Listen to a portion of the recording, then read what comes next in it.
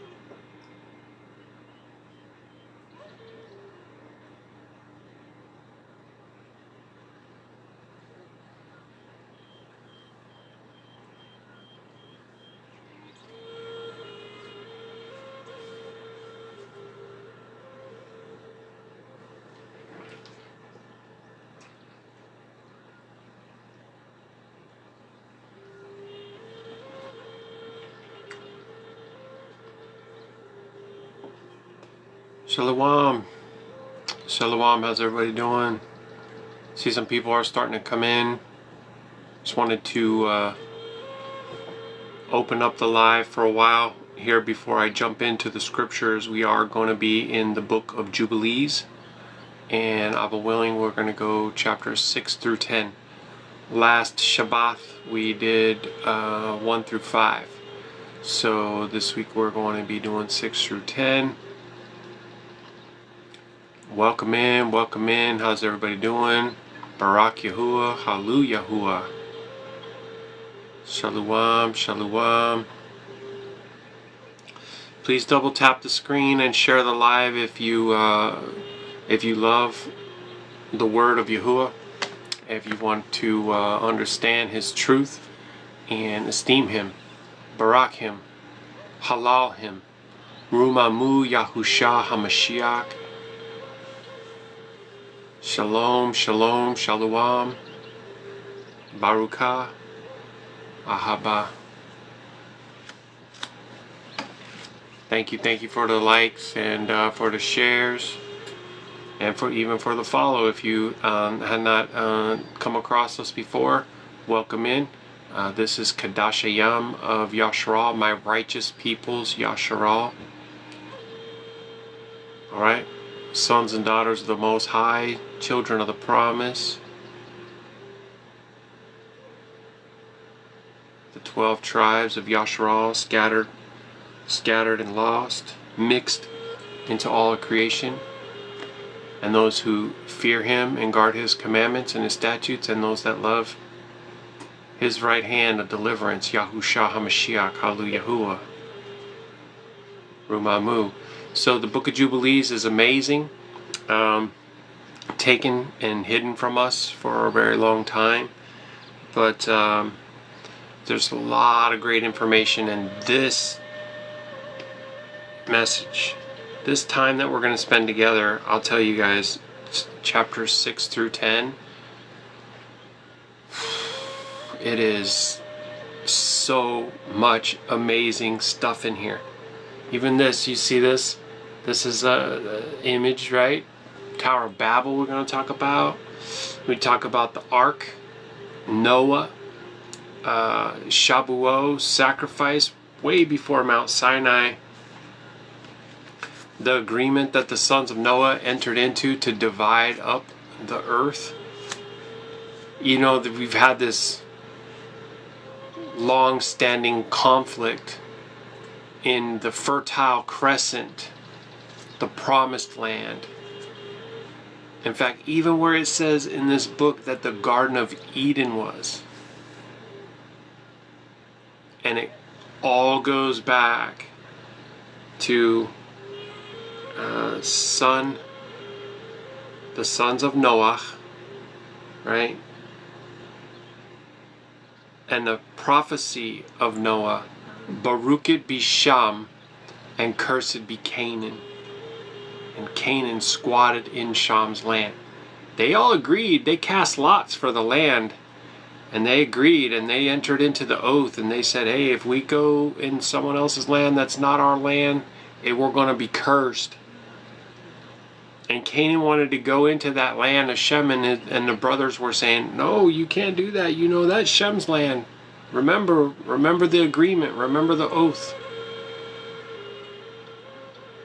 So it is.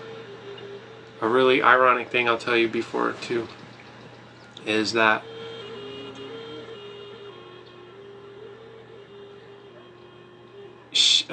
Canaan was coveting other cities to take for himself rather than building his own, naming it after his wife, as the other brothers had done. And Japheth was coveting Sham, and Ham was coveting Sham.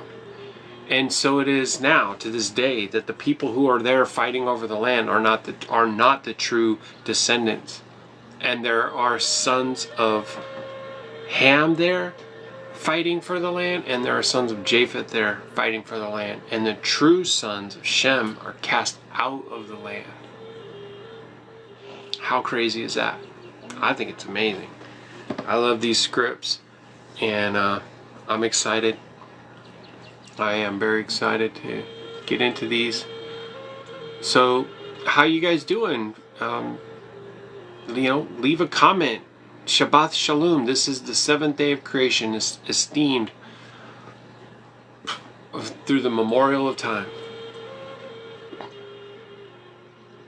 Most people don't have a clue about that. It's totally lost. But that's a curse.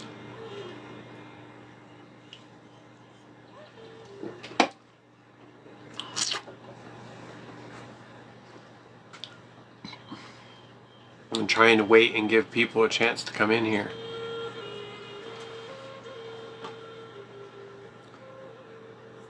Hey D Strong, thank you for your question. First of all, the Trinity is Babylonian, and it doesn't even follow the scriptures. The truth of the scriptures is that the Most High is one, Echad. Yahuwah himself promised to be our deliverer, and him coming in the flesh and laying down life, Emmanuel, the Most High with us, that's the fulfillment of that promise. That is just an image of the Tower of Babel. I'm not saying it is the Tower of Babel, it's just an image. And just so you know, there's a lot of names that they taught us that are associated with four mighty ones, aka demons, okay? Like Zeus, Krishna, Baal. And when we start using, okay, almost all the ones that you are using came from the churches, right? It says in the scriptures that your fathers will forget my name for Baal, and that's what happened when they called upon Elohim and Lord. Those are actually names for Baal, right? So, and also Yeshua is a Yiddish word. There is no E in Abrit, right? So it's Yahshua. Yahshua. And the thing is, the name of the Messiah, Yahusha, comes in the name of the Father, Yahuah, and the name of the Son means Yahuwah, our deliverer. That's what his name actually means, Baruk Yahuah. So,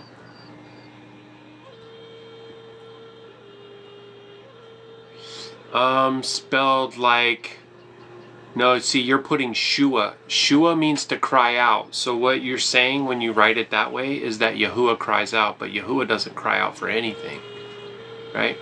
So Yahu, Y-A-H-U, and then Shah, S-H-A. Yah adds deliverance. Yahusha. Just like it sounds when I say it, Yahusha. And the name of the Father, Yahuah, Yod-He-Uah-He, Baruk Yahuah. Baruk Yahuah. Do you believe the Messiah is truly God and truly man, eternal, equal with the Father? In a way I do, but when you say God, that's actually not a title, it's a name. If we go to Isaiah 65:11, we'll see that Yashar'Al was making drink offerings and food offerings to demons, and one of them was named God. You know, it's like G-A-W-D, like what's on the back of the money. In God we trust. That's the Babylonian deity of fortune. This whole land is Babylonian. And they put it on the back of the Monet, which is the name of the other demon, which is the Babylonian deity of fate or fame. That's why it's called fame and fortune, which is God on the back of the money. And you can watch my video on that, In God We Trust. It's on the YouTube channel. What do I believe about the Messiah? Yahusha HaMashiach is the fulfillment of the Most High's promise to be the deliverer of his people. He is the right hand of Elohim. Elohim is the one and only Echad. Hey, Lion Stage. Yeah, Yahuwah, right? That's how you spell that. Yod-He-Uah-He. I am the creator. That's what that name means, right? When Masha met with the Most High Yah at the burning bush, and he said, what shall I tell the people who sent me? What shall we call you? And he said, Ahaya, Ahar, Ahaya, which means I am that I am. You see that? Ahaya, Y-A-H, Yah. Just like all these prophets have Yah in their name. Okay? So when we say Yah-U-Ah, Yah adds breath. That says, I am the creator. Yahusha, Yah adds deliverance. I am your savior. Baruk Yahuah. And they are one. They are one. Yep. Hope that answers your question. Thank you for the question and welcome in, Lion. Shalom, Aki, Shalom. I see you there, Avi, saved by G-R-A-C-E. I want you to go look up the 3 G-R-A-C-E-S. Just open up a Google tab right now and type it in. The 3 Graces. Look it up. Look it up. I hope you know that all goddess worship is demon worship. Okay? The only one worthy of our worship is the Most High Yah himself. That's why Yahusha can receive worship and not be in transgression, because he is Yah in the flesh. See what I'm saying? See what I'm saying? Once we understand these things as revealed by his Ruach, which is the mighty Ruach of Yahuwah, who is a mighty man of war. You see what I'm saying? Okay? Then we see it all throughout the scriptures, everywhere. If you love me, keep my commandments. They're calling them his commandments. Earlier we were in Mitiyahu, I think chapter 6 through 10, and when Yahusha says, many will say to me, Adonai, Adonai, when he says that, he's taking upon himself the understood title of the Most High. He took it upon himself, and then he said whether he's going to let them enter into the kingdom or not, making himself the judge. Okay? It's already established and known throughout all scripture that those things belong to the Most High Yah alone. Justifying and sanctifying. Prevenient? What are you talking about? To me, that's a lot of that, what I just read right there, is like doctrines of man. Doctrines of man. Do you not know that even once you're washed and immersed, if you're cleansed in the blood of Yahusha HaMashiach, even still you need to have your feet washed once in a while? Because all have fallen short of the esteem of Yahuwah. None are worthy, no, not one. You know what I'm saying? Read John 12:49 and 50. Alright. I'm going to do that really quick. I mean, if you want me to read some verses where Yahusha is condescending himself to the Father to prove to me that they're not the same, then you must understand that in order for him to be without any transgression, he must fulfill all righteousness in the flesh as a man. Any man who makes himself to be above or equal with the Most High is in a transgression. That's why he says, not my will be done, but thy will be done. You see what I'm saying? For I have not spoken of myself, but the Father which sent me, he gave me commandment, which I should say and which I should speak. And I know that his commandment is life everlasting. Whatsoever I speak thereof, even as the Father said unto me, I speak. And all of us, in order to have no guile in our mouth, should be led by the Ruach of Yahuwah to speak the oracles of the Most High Yah, to profess his words, which are truth. Thy word is truth, which Yahusha himself is the way, the truth, and the life. No man enters into the kingdom but by me. Yeah. Alright, so I read your script. You're welcome. Okay. How many of you are interested in the Book of Jubilees?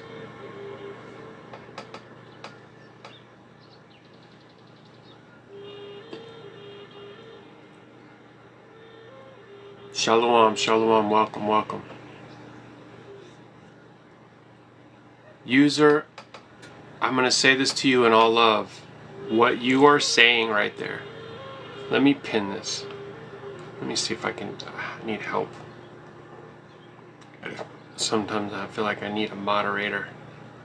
Pin this comment. Why Hail Zeus never calls Babylonian deity of fortune the son of Baal? They put so many curses in our mouths. We didn't even realize it.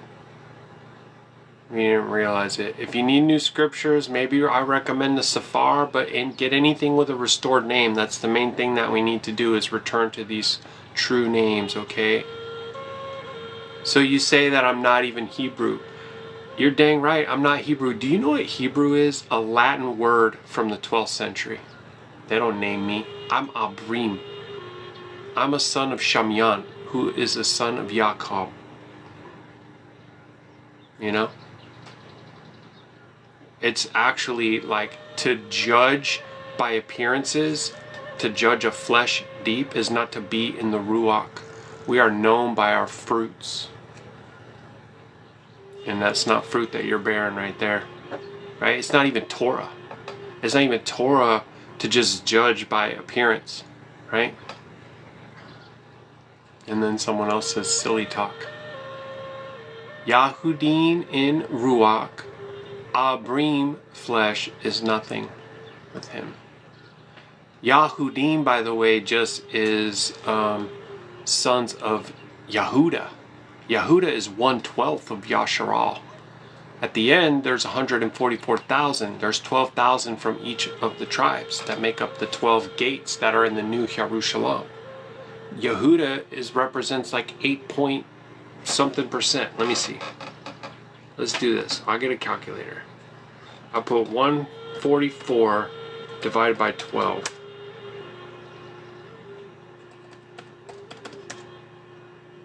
8.3%. So people, and you know, pride is a chief transgression, right? That's what got a lot of us in the problem we're in the first place. Our fathers were very proud, very prideful, right? Thinking that they could be delivered by works of the law and different things like this, right? But it's, what does it say in Yahusha 6:6? Do you guys know that one? They call it Hosea, right? Yahusha is what it really means. The name of the prophet means salvation. Yahusha 6:6. I'm gonna start in verse 4. O Ephraim. Ephraim represents the the northern tribes, right? The ones who were lost. O Ephraim, what shall I do with thee?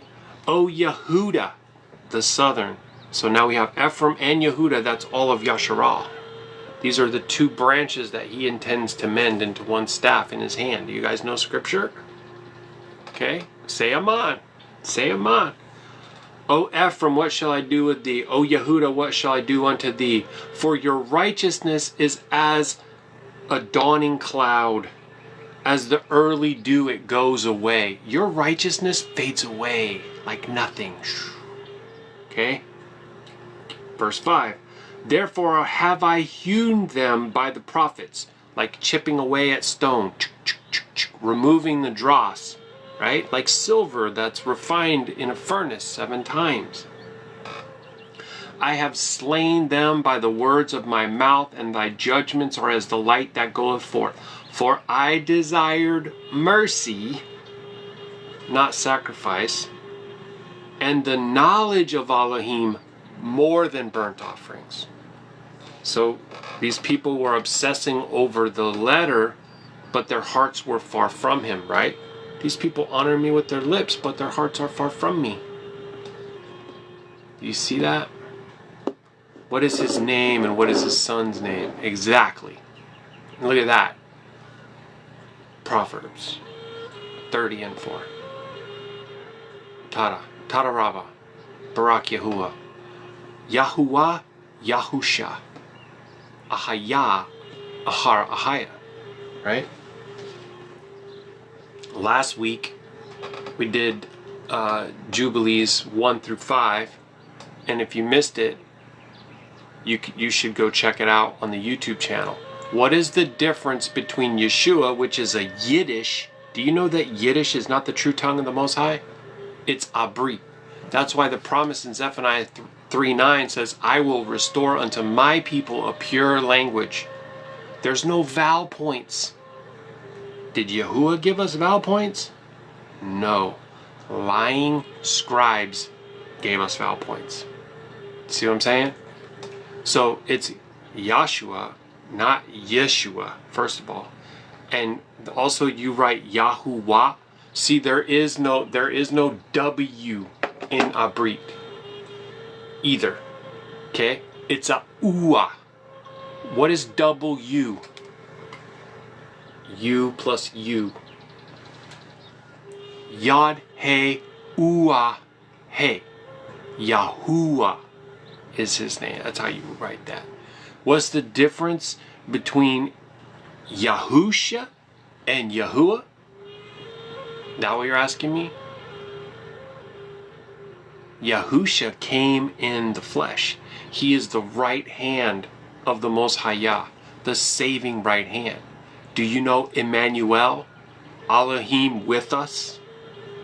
No one takes my life from me, but I willingly lay it down, right, for my people. If you love me, keep my commandments. You see how he takes ownership of Thura. See, in the Yiddish they call it Torah, but it's not Torah, it's Thura. These are the letters. This is how we transliterate these things in truth. There's a curse that we received languages, unclean lips. It's a curse. He's gonna bring it back.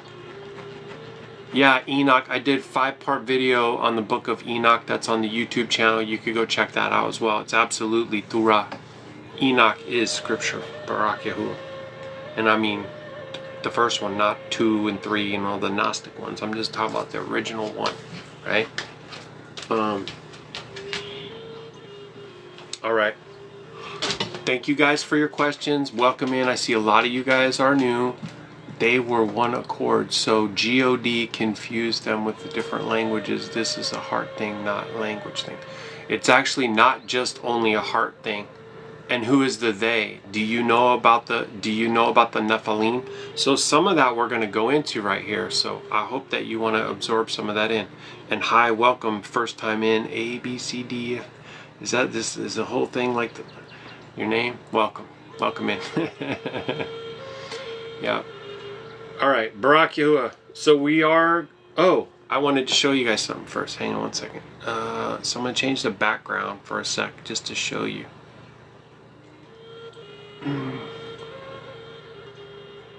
And then I gotta get my own self out of the way.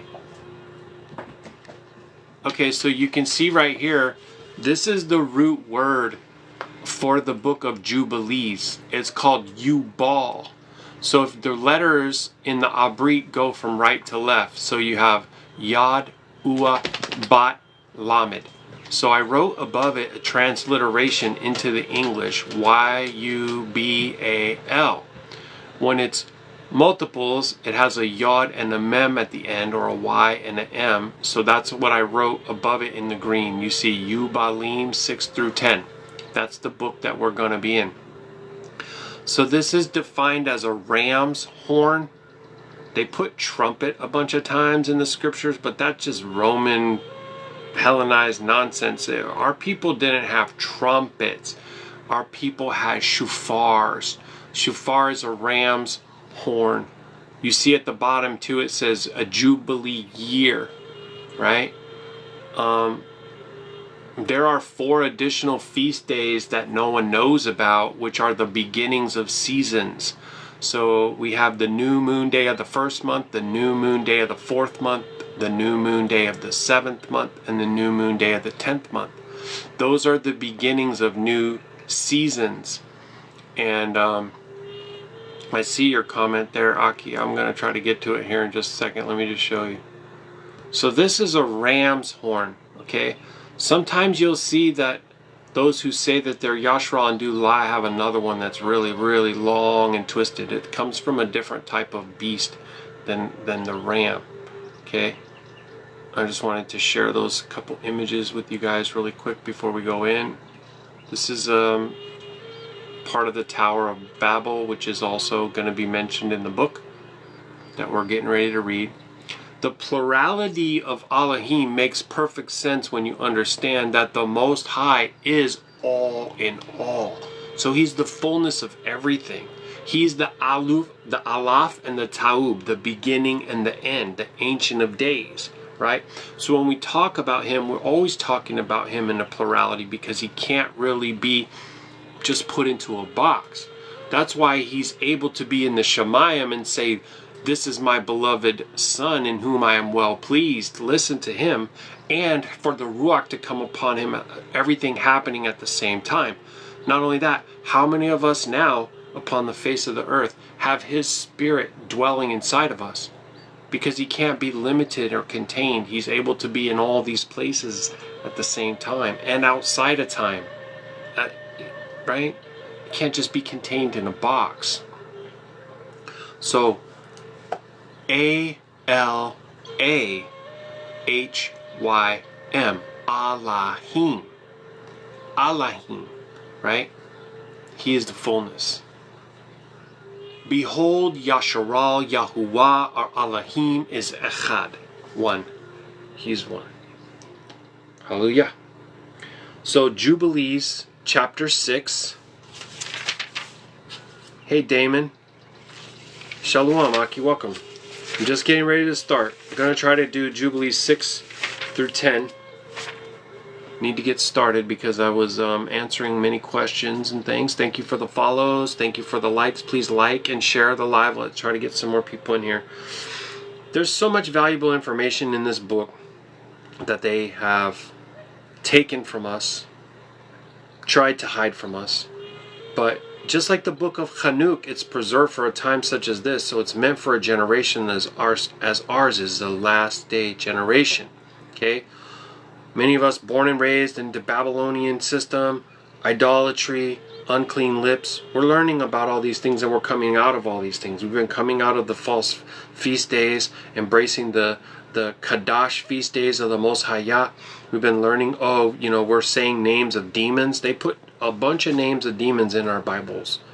Even the word S-I-N, sin, is the name of a moon god. You can go look it up. And in Exodus 23:13 it says, you shall not have the names of four mighty ones upon your lips. See, we didn't know. But then now that we know better, we need to do better. And Baruk Yahuah, he's calling us into righteousness, which is actually making us stronger.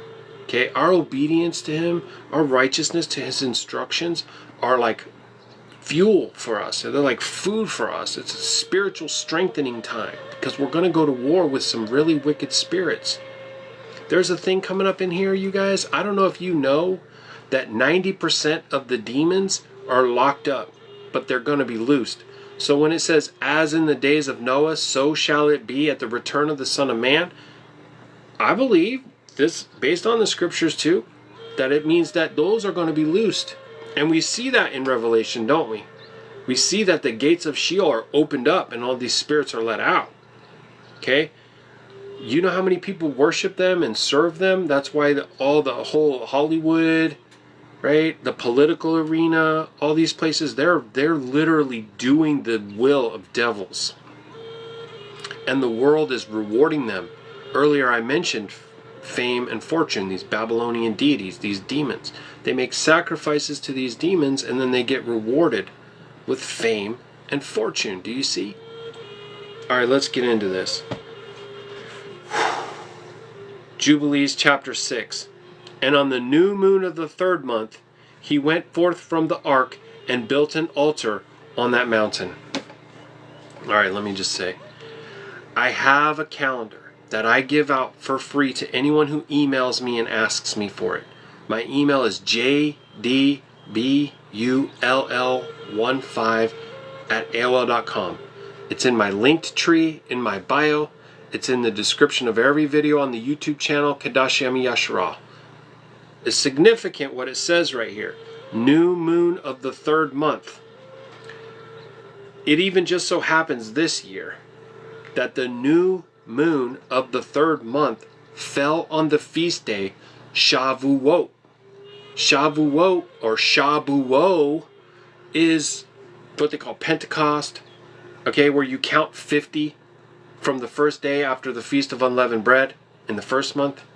This is a big feast. This is the annual renewal of the agreement, like a marriage agreement between a husband and a wife, between the Most High Yah and his people, enter into agreement. Okay? He is esteeming the Feast of Shavuot, and we are way before Mount Sinai. Why? Because these feasts are written on sapphire stones, heavenly tablets in the Shemayim. Okay? They're not new at Mount Sinai. In Pentecost, Kapha, Peter, was in the upper room. Remember when they all received tongues of fire and flames above their head and speaking in different tongues? That was also on Shabuot. Alright? Baruk Yahuah. So this is a very significant time that this is happening. How does Noah know to make sacrifice? How does he know to make atonement? How did Cain and Abel know to make sacrifices? You see, there's a lot of stuff that they didn't tell us in the Bibles, that they didn't tell us in the churches. There's a lot of things that we're trying to get here. Okay. And he made atonement for the earth.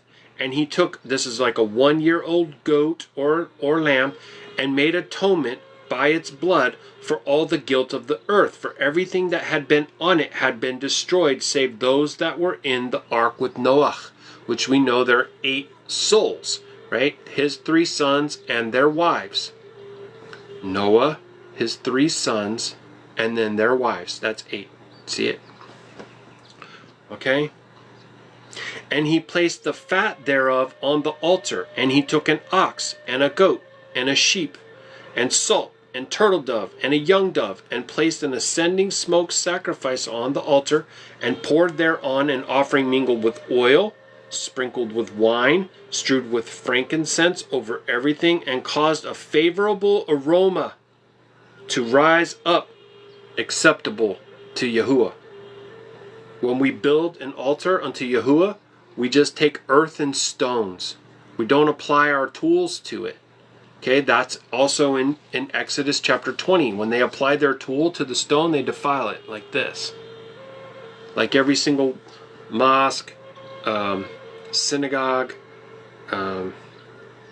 steeples that they have on Baptist churches, everything is built with hewn stones. But the scripture clearly tells us not to do that, right? So we just take the stones perfect the way the Most High made them, pile them up, put the fire there, and roast the meat on the rocks. This is a Qadash altar to the Most High. Okay? Noah knows this stuff. How does he know it? Because it was taught to him by his father, by his father's father, and so on, passed down through the generations, all the way back to Adam. Okay? And Yahuwah smelled this favorable savor, and he cut an agreement with him that there should not be any more a flood to destroy the earth, that all the days of the earth, seed time and harvest time, should never cease. Cold and heat, summer and winter, day and night, should not change their order nor cease forever. Very, very important stuff right here. Yeah, a lot of our stuff that's based on the calendar is when to plant, when to harvest, how to wait for the latter rains, what that means spiritually as well. Okay?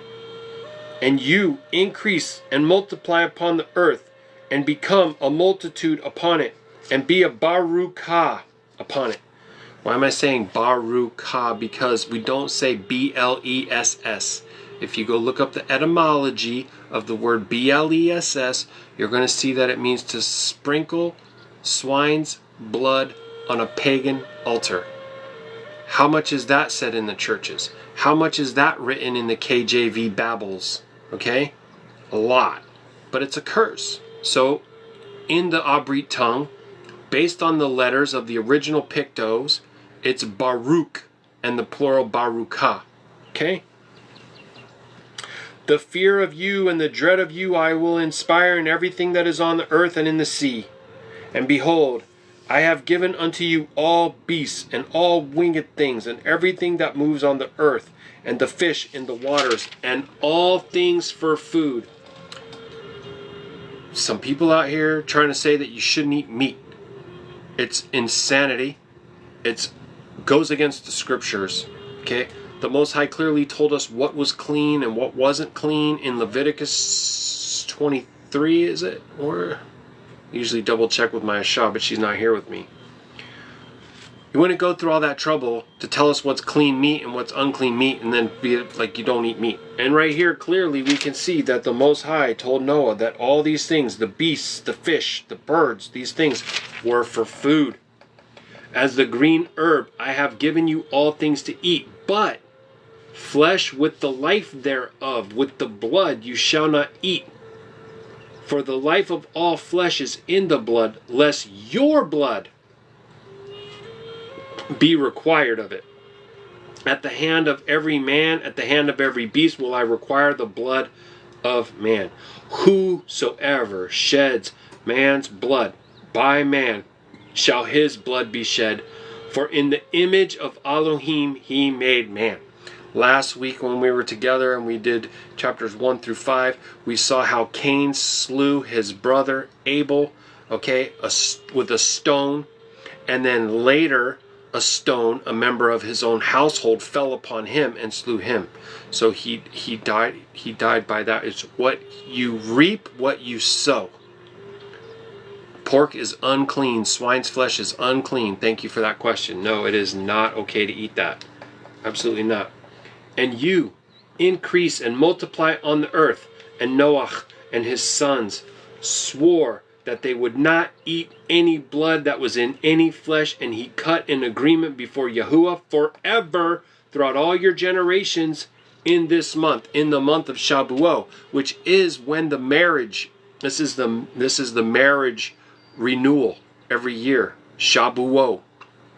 Okay? That's very, very important. You let your yes be yes and your no be no. You enter into agreement. All these things that the Most High Yah says to do, we shall do. Then that makes you His. You have become one with Him. Entered into this agreement with Him. Okay? That's when He pours His Ruach out. That's what happened in the upper room in the book of Acts at Pentecost. Was a Shabuot. Okay, and so they received the Ruach Ha'Qadash because they entered into the agreement to be one with Him, to be His people, yeah, to not follow after the ways of the world anymore, to put to unaliving the old man, yeah. On this account He spoke to you that you should cut an agreement with the children of Yashar'Al in this month upon this mountain with an oath that you should sprinkle the blood upon them because of all the words of the agreement which Yahuah made with them forever. So now for context, for understanding, this is now going to like some first person commentary because Masha is receiving this atop of Mount Sinai, right? So when he says this mountain, he's referring to Sinai, and when he says you, he's talking to Masha. The angels are. A lot of other animals are unclean, so you have like shrimp, or a lot of people eat shrimp and lobster, those things are unclean. If you really don't know what's clean and unclean, you got to go to Leviticus and look at it and to get understanding, okay? It would be very difficult for me to sit there and try to break all that down off the top of my head. You know, so if it splits the hoof and chews the cud, it's clean for us, right? So that's like beef. That's the main thing I eat. Let me see. Okay. And this testimony is written concerning you, that you should observe it continually, that you should not eat on any day any blood of beast or bird or cattle during all the days of the earth, that the man who eats the blood of beast or cattle or bird during all the days of the earth, he and his seed shall be rooted out of the land. So have you ever wondered why all these highly rebellious, occultic people who hate the Creator and they hate His word, they're so obsessed with drinking blood? They try to do all the things that are commanded them not to do. They're the opposite, right? And they try to convince other people that these things are okay. And they even have secretly put things into our food that are not okay for us. I hope you know. Is buffering again? Oh, I'm so sorry. I hate it when that happens. Thank you for the follow. Welcome, welcome. How is it now, Katanya G? And do you command all the children of Yashar'Al that to eat no blood, so that their names and their seed may be before Yahuah continually? So I got to say this again, like I've had to say before. There's some people out here who think that red meat is blood. We need to understand the difference between hemoglobin and myoglobin. The red meat, the redness that's in your steak after you cook it, that's myoglobin, that's protein. Okay? the blood is emptied out of the vessel at the time that it's slaughtered. So you know that once you open up these containers, these our bodies, then it starts to come out. So they open it up and they hang it. It goes through a whole process of hanging. Okay, so please don't think that someone has their steak medium rare, that's blood. Okay, that's not blood, that's myoglobin, and that's fine. All right. And for this Thurah, there is no limit of days. Did you catch that? There's no limit of days, so don't let anybody tell you these things are done away with. You see this a lot. I see this where it says perpetually in all your generations. Okay, that means that it's always and forever going through to be this way. We have commandments that were given to us at Mount Sinai that were written on sapphire stone. You know, the firmament, the dome up above your head that makes the sky blue. They're written on that. And the world reward them, so believe that it's okay to do all those things. Yeah. Because it's a short-sighted thing, because they get rewarded in this life for their disobedience by devils, and so they don't believe in the power of Elohim, right? They shall observe it throughout their generations, so that they may continue supplicating on your behalf with blood before the altar. Every day at the time of the dawning and the evening they shall seek forgiveness on your behalf perpetually before Yahuwah, that they may guard it and not be rooted out. And he gave to Noah and his sons a sign. Who knows what the sign is? Write it in the chat if you know what it is. That there should not again be a flood on the earth. I'm wondering who's going to get it. Whoever has the fastest fingers, I guess. Damon got it. Great job, Aki. That's right. Yep. Rainbow, rainbow, rainbow. Yeah, you guys got it. Yep. Exactly, family. Exactly. So this, again, the enemy takes what is a Qadash sign of a promise from the Most High that he's not going to flood the earth, and they twist that and pervert it and try to turn it into something that's an abomination. Okay? This is a very common theme that we see the enemy doing. Okay, because we understand Hashatan can't really create anything. All he can do is twist and pervert the things that the Most High Yah has made. That's why there's genetically modified organisms. Okay? Because that's twisting and perverting and defiling. Just like the snake bite, the venom. Okay? Changing it from the inside out. Right? This is a temple that houses the Ruach of Yahuah. Something else has entered into their temple, claiming to be their savior, but it's not their savior. Right? Abomination of desolation. Abomination of desolation.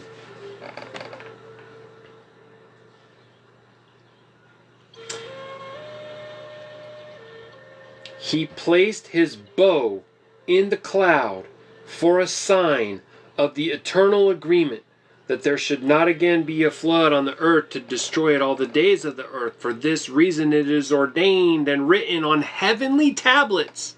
That's it. That's the sapphire stones. That they should celebrate the feast of Shabuot in this month, once a year, to renew this agreement. This is like your wedding anniversary, guys. Every year. Yep. He is my Elohim and I am his people. I am his bride. I am his Qadashayam, the righteous peoples of Yashar'Al. I fear him. I obey him. I believe in him. Amunah, trust. Right? The third month. Email me if you want the calendar and I'll send it to you, okay? It is free. And this whole feast was celebrated in heaven from the day of creation till the day of Noah. 26 Jubilees.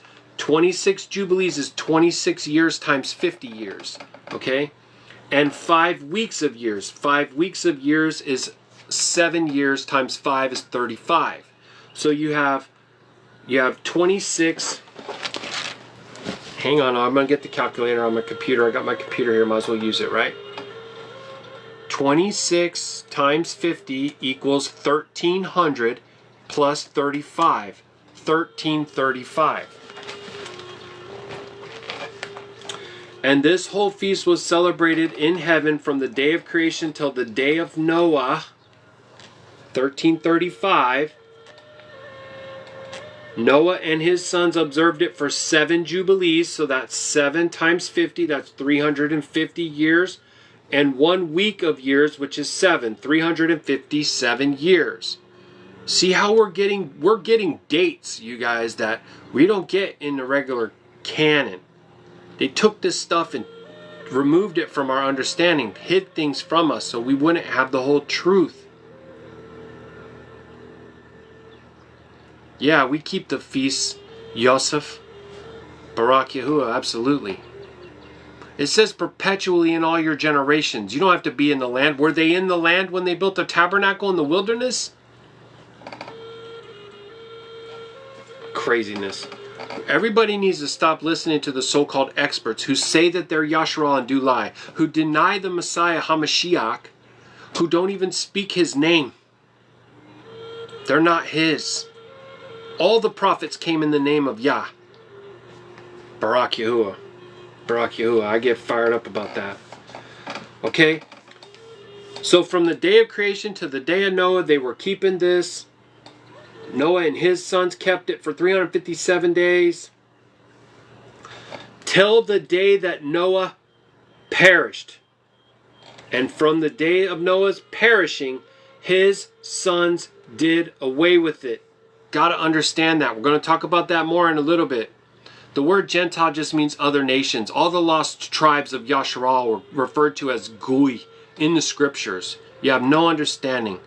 You have hate in your heart.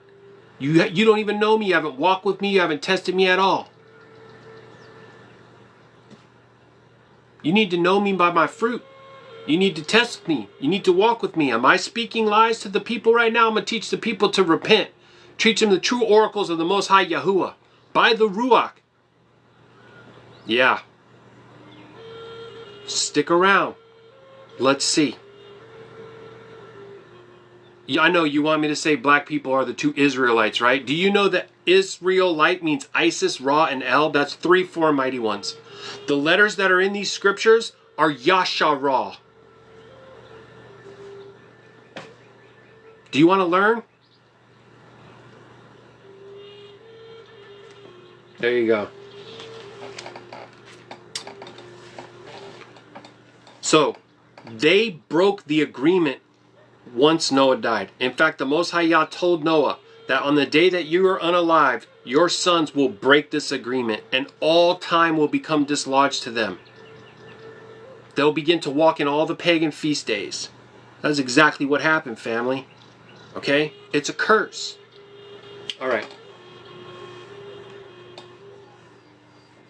But Abraham observed it, and Yitzhak and Jacob and his children observed it up until your days, and in your days the children of Yashar'Al forgot it until you celebrated it anew with them on this mountain, which is Mount Sinai. So Abraham wasn't given a new promise. The Most High Yah was restoring the promise that was already made to Abraham. Because you're going to see, they cast lots for the land. Abraham is a son of Sham. Sham got the choicest land where it's neither hot nor cold, where the Garden of Eden was. I'm giving you pearls, brother. Okay? What do witches do when they enter into a circle? They coven. That's why I keep calling it an oath and an agreement. Because I don't speak curses as best I can. Sometimes I make mistakes, but I'm striving to have clean lips. Baruk Yahuah. Okay? All right. So we saw that from the day of creation, the day of Noah and all his sons, they were keeping Shabuot and then they forgot. Okay? But then Abraham kept it, Yitzhak kept it, Jacob kept it, and then what happened? The sons of Yashar'Al stopped again. Entered into captivity in Mitzrayim, right? Came out in the Exodus, which is crossover. Abrim. That's why we're not Hebrews. We're Abrim. Hebrew is after the son of Heber. Okay? Look at the first letters of Abraham's name. Aleph, Bat, Resh, Yod, Mem, Abrim. The crossed over peoples. You know what I'm saying? You think that's true? You think that's true? Do you know anything about Cromwell? Do you know that I have brothers and sisters that are on slave ships right now? Have you seen those cargo ships out there? You speak a lot. You should be actually quick to listen. Let Yahuwah judge. Let Yahuwah judge. I'll never speak less of the plight of any of my brothers and sisters, and I'll never shut up the kingdom of the Most High. That's a decision that's made by Yahusha alone. There is so much hateful doctrine out here. It's unreal. And you know where it comes from? Pride. Pride. Check your pride. Check it. All right? Do you command the children of Yashar'Al to observe this feast in all their generations for a commandment unto them? One day in the year, in this month, which is the 3rd month, they shall celebrate this feast. For it is the feast of Shavuot and the feast of first fruits of the wheat harvest. For it is a twofold nature, a double nature, according to what is written and engraved concerning it. Celebrate it. So those who say don't keep the feast because you're not in the land, you see that? This is a very early established precedence right here. From the day of creation, we were celebrating Shavuot in the 3rd month. Baruk Yahuah. Right? And it's literally 50 from unleavened bread. Yep. For I have written in the Sefer the first Torah, in that which I have written for you, that you should celebrate it in its season, one day in the year, and I explain to you its sacrifices, that the children of Yashar'Al shall remember and shall celebrate it throughout the generations of this month, one day in every year. Baruk Yahuah. That's fire. Okay? Remember, Shavuot is like, it's like your wedding anniversary to the Most High. Okay? Guard it. Now, this is gold right here. I don't know. I've not seen anyone teaching this. I've not seen anyone esteeming this. I can show you all throughout the canon where this is referenced. The enemy is very crafty. And through the religious institutions, the 501c3s, they have blurred the lines of all these things. Listen to this. And on the new moon of the 1st month, and on the new moon of the 4th month, and on the new moon of the 7th month, and on the new moon of the 10th month are days of remembrance. So you have this moon that's marking out as a sign in the Shemayim, a special time, a Moedim, a season of the Most High Yah. It's not every single month. There's a lot of people that go by the moon and they come in 10 days too short and they're confused. And by definition, it's lunacy. They're lunatics. This is 1, 4, 7, and 10. Now listen. The days of the seasons, the 4 divisions of the year. Spring, summer, autumn, and winter. Plant time, harvest time, cold and heat, day and night. These things are, he promised that these things will not change until he comes back and makes it all new. Okay? These are written and ordained as a testimony forever. So his Moedim, his calendar, his season is written and ordained forever. Baruk Yahuah. So that they have become thereby a memorial unto him. And on the new moon of the 1st month, he was bidden to make for himself an ark. And on that day, the earth became dry, and he opened the ark and saw the earth. So the new moon of the 1st month is the 1st day of spring. So what happened? Yahuwah came to him in one of these years on the spring and told him, go build an ark. Another year, or actually a year later, he saw the dry land and came and was joyful, it said, right? Now you have, and on the new moon of the 4th month, which is the summer, the mouths of the depths of the abyss were closed. And on the new moon of the 7th month, which would be autumn, all the mouths of the abyss of the earth were opened, and the waters began to descend into them. And on the new moon of the 10th month, the tops of the mountains were seen, and Noah was joyful.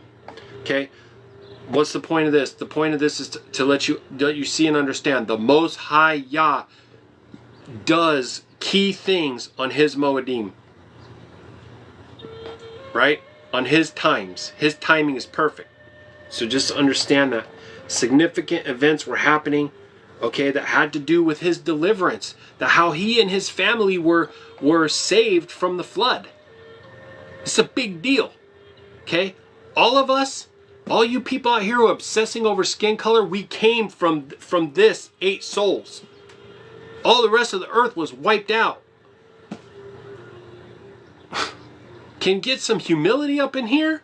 You say you have the Ruach of Yahuah, but you don't have any meekness. You see what I mean? Okay? And all those who were on the boat came from Adam and Chua. We covered that last week. Those people who say that there are some sons of Satan running around here, they have no understanding. I'm just telling you. The first son wasn't born until 7 years after they were cast out of the garden, and the second son was born 7 years after that. They're not even twins. Can the public identify yoked upon me be placed within private management? What does that mean? Help me, brother. Can the public identity yoked upon me be placed within private management? I don't even know what that means. I'm sorry, I don't understand your question. Okay, let me see if I lost. And on this account, he ordained them to be feasts for a memorial forever. New moon of the 1st month, new moon of the 4th month, new moon of the 7th month, new moon of the 10th month, high Shabbats. No servile work, Qadash assembly, an offering made by fire unto Yahuwah. Blow the shofar. Blow the shofar. They convinced the whole world that there was one day called Day of Trumpets. Feast of Trumpets. No, there are 4. They're the heads of the seasons. I have multiple videos on this on my YouTube channel. Please go to Qadashayam of Yasharal on YouTube and click on the playlist calendars. I go break it down. Enoch, Jubilees, Genesis, so many places. This is critical, essential stuff. It was a curse upon us that we don't have his times. I believe he's restoring his times to us now. Today is the 7th day. This is the Shabbat. They put it right in the middle of their pagan week. Everyone fights over it's Saturday, it's Sunday, it's Saturday, it's Sunday. And I go, oh, you're both wrong. Baruk Yahuah. And they placed them on the heavenly tablets. See, it's written on sapphire stones. Each had 13 weeks. From one unto another passes a memorial, from the first unto the second, from the second to the third, and from the third unto the fourth. And all the days of the commandment will be 52 weeks of days. The year is exactly 52 weeks. The Shabbat is never at night. It is the Shabbat day. Are there not 12 hours in a day? Baruk Yahuah. How can you have Pesach in the evening of the 14th? Today, right now, outside, behind me, light, Shabbat, right now, yes, Baruk Yahuah, Baruk Yahuah. And all the days of the commandment will be 52 weeks of days, and these will make the entire year complete. Thus it is engraved and ordained on heavenly tablets. And there is no neglecting this commandment for a single year, or from year to year. That's the way it is. What happened?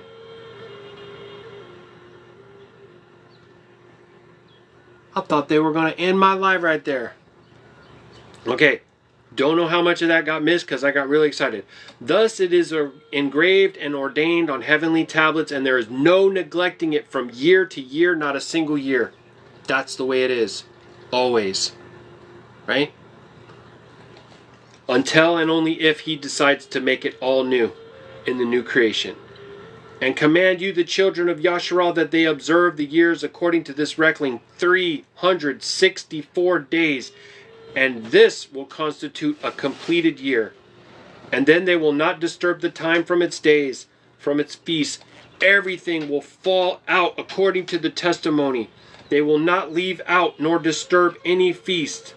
But if they do neglect and do not observe them according to this commandment, 364 exactly, 52 weeks exactly, then they will disturb all the seasons, and the years will be dislodged from their order, and they will disturb all the seasons, and the years will be dislodged, and they will neglect their ordinances. Baruk Yahuah. That's what happened. That's what happened. So when we sought out the first of Abib to walk in his Moedim, his calendar, the first thing I needed to know was when is the first day of the year. And from there I'm counting exactly 364, and I'm starting a year, next year over. 364 started over. Every calendar has 1, 2, 3, 4, 5, 6 days of work and a 7th day of rest. That happens 52 times, and then it starts all over. So whenever you look at a new calendar that someone has and it only has 2 days of work and then it's Shabbat, or 3 days of work and then Shabbat, you know it's false. It has to be 6 days of labor and a 7th day of rest, always, forever, perpetually, in all your generations. Thus it is written and engraved in heavenly stones, heavenly tablets in the Shemayim. Baruk Yahuah. Oh, Baruk Yahuah. How many of you guys know this stuff? Have you heard this before?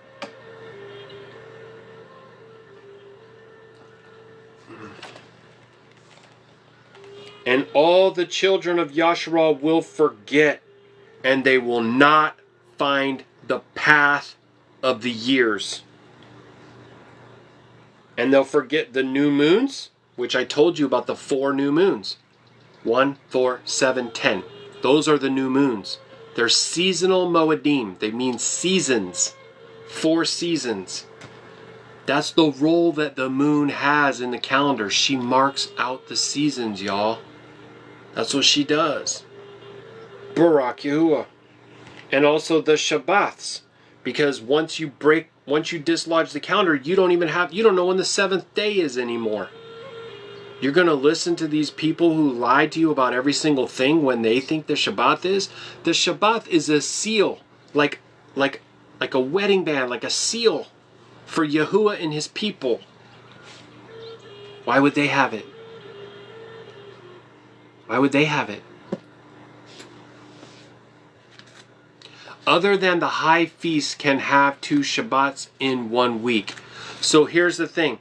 They wrote Sabbath, which is a dirty word, in the Bible for both Shabbats and Shabbatons. We have 3 things. We have the 7th day. We have the fixed feast days like unleavened bread and Saku, Shabuot. Those are fixed. They never move, right? And then you have the new moons, the 4 seasonal new moons, which you can also call the feasts of Shofar, because you're commanded to blow the shofar, right? Those do move around a little bit because the moon varies a little bit in her cycles. Okay? Email me and I'll send you a copy of the calendar. But I see people sometimes say high feasts. Can you describe to me what a high feast is? Because what I see in the scripture is it tells you, you shall do no servile work. It is a Qadash assembly. You shall make an offering by fire unto Yahuwah your Elohim. Those are the things that I see, right? So, like during unleavened bread, the first day and the last day are like, I guess, high feasts, right? You don't have work, servile work. Maybe that's what people mean when they say that. Okay, never heard of any of them. I love you, brother. That's so awesome. Well, you're hearing about it now. Okay, that's what it means. Okay. I hear people saying that, but I don't see it in my script. So I don't know where they learned it from. Traditions of man, that's what I would say. Right? And that's not a judgment. It's just like, hey, why do we speak this word? Like, you know when it says, you shall not kindle a fire? I went back and looked at how many different Abrit words they wrote in English as kindle. I made a video about it. You shall not kindle a fire or something like that. It's on the YouTube channel. I think I found like 6 different Abri words that they wrote as Kindle. That's confusion. They're trying to create confusion. This is a part of what they do. You know? All right.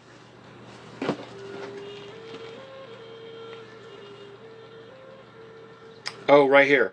For I know, and from henceforth will I declare it unto you, and it is not of my own devising. For the Sephar lies written before me, and on heavenly tablets the divisions of days is ordained, lest they forget the feasts of the agreement, and walk according to the feasts of the other nations in their errors and their ignorance. For there will be those who will assuredly make observations of the moon, how she disturbs the seasons and comes in from year to year 10 days too soon. For this reason the year will come upon them when they will disturb the order and make an abominable day a day of testimony. So you made an unclean day his 7th day. Following these lunatics who say that they're Yashar'Al but do lie.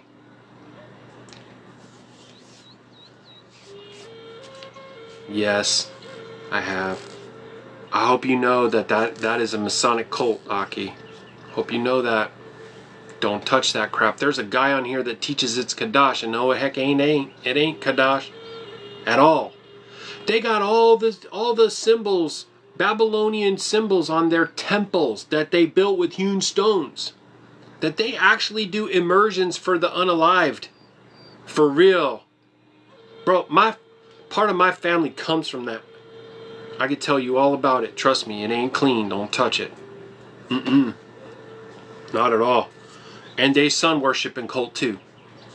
For real. How that's simple. Right? Sunday worshiping cult. All right. So what was I just saying? Okay. So you're gonna make a day of testimony into a regular day, and a regular day into the day of testimony. It's what I've been trying to tell people for the longest time. The Shabbat is in the middle of the week. They just call it hump day on their Wednesday, right? But then the days that are really the middle of the week, they say it's the end of the week, like Saturday and Sunday. No, it ain't. They're not the end. They're not the 7th day. Neither one of those are the 7th day. Okay?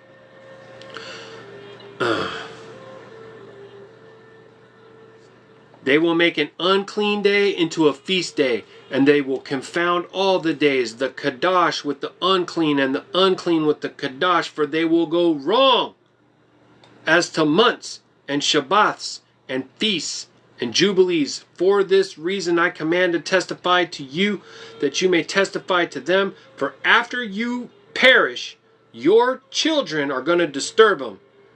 And they will not make them 364 days exactly, 364 only. And for this reason they will go wrong as to the new moons and the seasons and the Shabbats and the feasts. And they'll eat all kinds of blood with all kinds of flesh. Noah was told, wait. Yeah. When he was told, when you perish, your sons are going to break all this. So he had to live out the rest of his days knowing that his sons were going to go and mess it all up. Baruk Atah Yahuah. Okay, chapter 7. And in the 7th week of the 1st year thereof, in this Jubilee, Noah planted vines on the mountain on which the ark had rested, named Lubar, one of the Ararat mountains, and they produced fruit in the 4th year, and he did guard their fruit and gathered them in this year and in the 7th month. Okay? And he made wine thereon and put it into a vessel and kept it until the 5th year, until the 1st day of the new moon of the 1st month. So there's things written in here about when you plant a fruit tree, you don't eat any of the fruit for the first 3 years. On the 4th year, you can make offering to Yahuwah with it, and then by the 5th year, you could partake of it. Okay, that's Torah. And here he is practicing this stuff, and they hadn't gotten the commandments of Mount Sinai yet. Why? Because he knows the ordinances and the commandments. He guards the commandments. Noah is a righteous man who made atonement for the whole earth on Shavuot. And more, we're going to see. He palal to the Most High to lock up the wicked Ruach Ha'Qadash that were causing his sons to unalive each other through weapons of war. And Yahuwah did. 90% of them locked up. Like I said in the beginning of this video, as in the days of Noah, so it shall be in the return of the Son of Man. That's going to be all that 90% that are locked up, loosed upon the face of the earth. So you better armor up. You better get yourself strong. You better walk in as much righteousness. I'm just telling you right now. You need to be as close to the Most High as possible because He fights for us. And our obedience is our weapon. It is. You walk in disobedience and then you watch what happens, right? What happens to your relationship with the Most High Yah when you're being disobedient?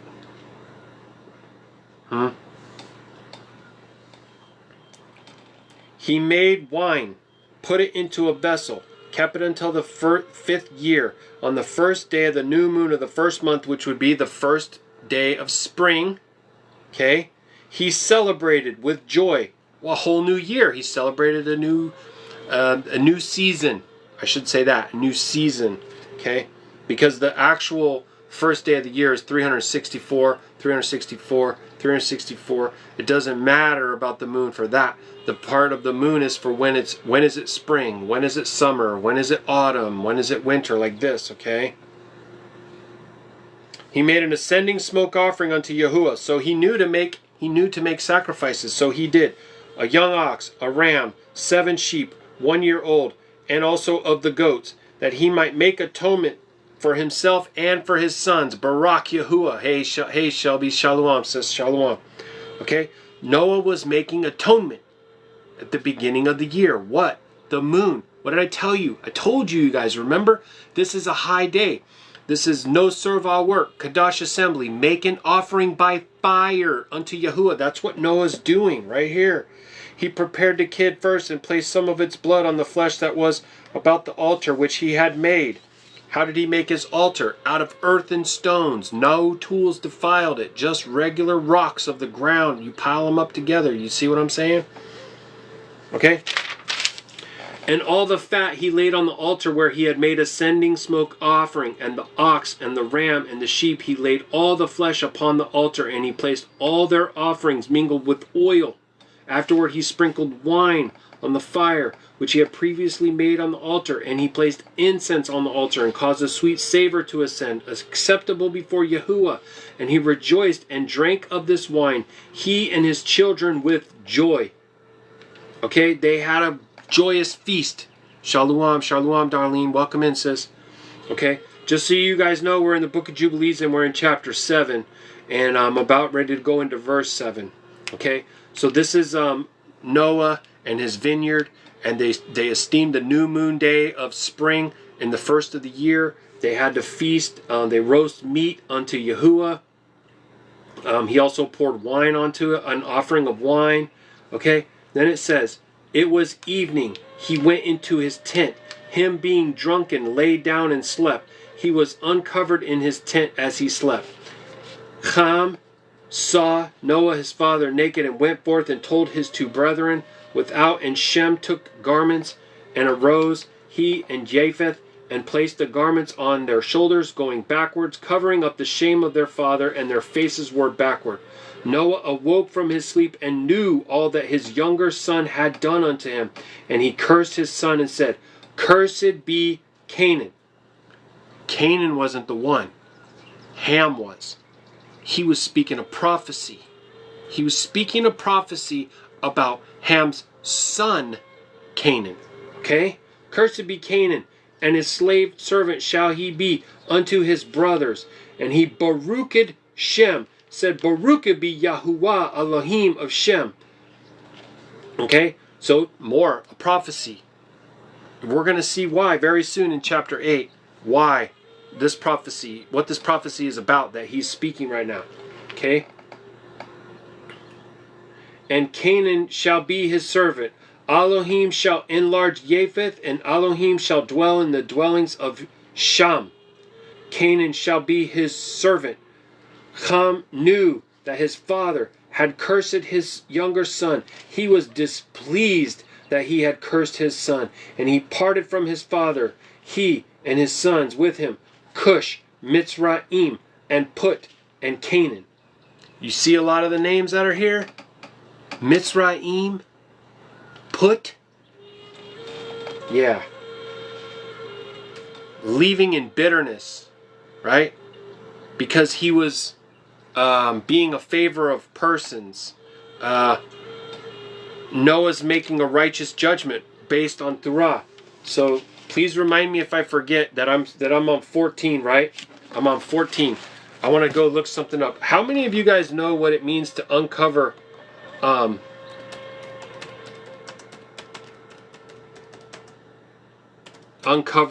nakedness in Leviticus?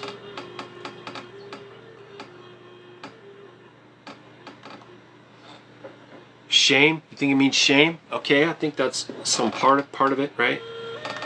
Anybody else?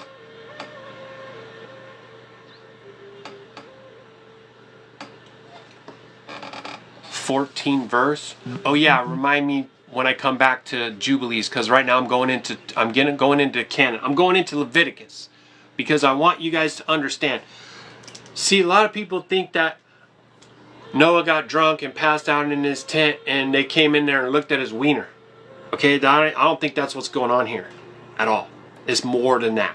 Okay, we have to go back to get understanding of what it means to uncover your father's nakedness. What does that mean? Touch. Okay, let's look at some verses. All right, this is Leviticus chapter 18 verse 7 through 16. You shall not uncover the nakedness of your father, which is the nakedness of your mother. She is your mother. You shall not uncover her nakedness. You shall not uncover the nakedness of your father's wife. It is your father's nakedness. You shall not uncover the nakedness of your sister, your father's daughter, or your mother's daughter when you're brought up in the family or in another home. Something to do with Noah's wife? Something to do with Noah's wife, which would be his own mom, right? You shall not uncover the nakedness of your father, which is the nakedness of your mother. She is your mother. You shall not uncover her nakedness. Okay? Let's look at Leviticus 20. Why are you not opening? I don't usually use this website. Leviticus 20, 11 through 21. Leviticus 20, 11 through 21. And the man that lieth with his father's wife has uncovered his father's nakedness. See it? There you go, Diane. I know it is said as a law to not sleep with your own. Right? So now you guys see, they weren't just looking at his wiener. Okay? Got to get an understanding about that. So where did I say to remind me? Damon, where was I? Hey, Shalom, Mark. Yeah, Canaan. That's right, Canaan. 14, Tara Rabba Aki, thank you. Okay, so we don't understand what is happening. Okay, this is like incest. So now, don't you think that Ham should have been like, yeah, you're right to pass that strong of a judgment on my son. He shouldn't have done that at all. No, he was displeased with Noah, and he took all of his family and left. Left his father, right? Left their whole area. So it says, and he built for himself a city and called the name of his wife. Now I'm going to butcher some of these names, so I'm going to try to do my best here. Na'al Tama'uk. And Japheth saw it and became envious of his brother. Now, so you got Japheth and Ham. They're not rolling like their brother Shem. They're not. You know, I'm just saying. So they're coveting. You're not supposed to do that, right? So Japheth saw it and became envious of his brother, and he too built for himself a city and called its name after his woman, Adatanasa. And Sham continued to dwell with his father Noah, Baruk Yahuah, and he built a city close to his father on the mountain, and he too called the name after his woman, Sedekatelavav, or Bab, because there's no V's, those are B's. Sedekatalabab, something like that. And behold, these 3 cities are near Mount Lubar, Sedekatalabab, fronting the mountain on the east, and Na'alata'uk on the south, and Atanaeset towards the west. And these are the sons of Sham. I got myself a little picture to help me remember. And I'm sorry I don't have it on the screen for y'all. But so we're going to talk about the sons. All these other nations came from these sons, right? Japheth, Shem, and Ham. Think about all the diversities that we have. Think about all the different facial features, skin colors, all these different things that we have upon the whole face of the earth, coming from these same 3 sons, coming from the same mother and the same father. They all have the same seed of Noah. What book and chapter are you reading from, brother? So we're in Jubilees, Yubalym, and chapter 7 and verse 18. And these are the sons of Sham, Elam and Ashur and Arachpashad. This son was born 2 years after the flood, and Ludi and Aram. So Sham has 5 sons. Okay, the sons of Japheth, Gimmer and Magog, Madai, Yuvan, Tubal, Meshech, Thirach. These are the sons of Noah. So it's actually the sons of Japheth. So how many are those? 7. Okay. So we did Shem. Oh, we're do Ham back here. It gave Ham sons back here when it said Cush, Mitzrayim, Put, and Canaan. Ham had 4 sons: Cush, Mitzrayim, Put, and Canaan. Jubilees 17:18. No, 7, sis. Hey, welcome. Thank you for the follow. I see you there. Let me see. Is my word not like a fire? Baruk Yahuah. All right, so we just got all the sons of Noah's, Japheth, Ham, and Shem, and then their sons. Japheth has 7 sons, Ham has 4 sons, and Shem has 5 sons. Okay? And in the 28th Jubilee, Noah began to adjoin upon his sons the ordinances and the commandments and all the judgments that he knew. And he exhorted his sons to observe righteousness and to cover the shame of their flesh and to Baruch their Creator and honor their father and mother and love their neighbor and guard their souls from fornication and uncleanness and all iniquity. Okay?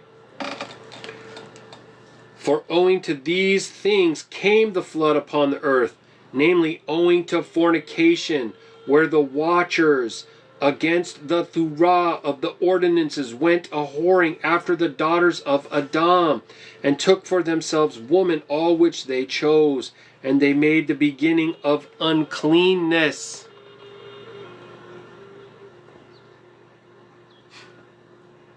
Noah knows all of it, right? And he's telling them everything. And he even knows, he already knows that on the day that he perishes, his sons are going to break the agreement about drinking the blood and dislodge all the days and times, right? And they begat sons. These are the Nephilim.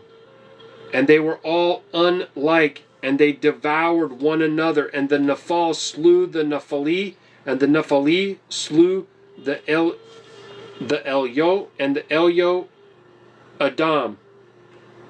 And one man then another. So the wickedness began with them, and it trickled down. All the wickedness that we see upon the face of the earth right now in this age is because of this increased presence of these wicked spirits. That I'm just saying. A second incursion.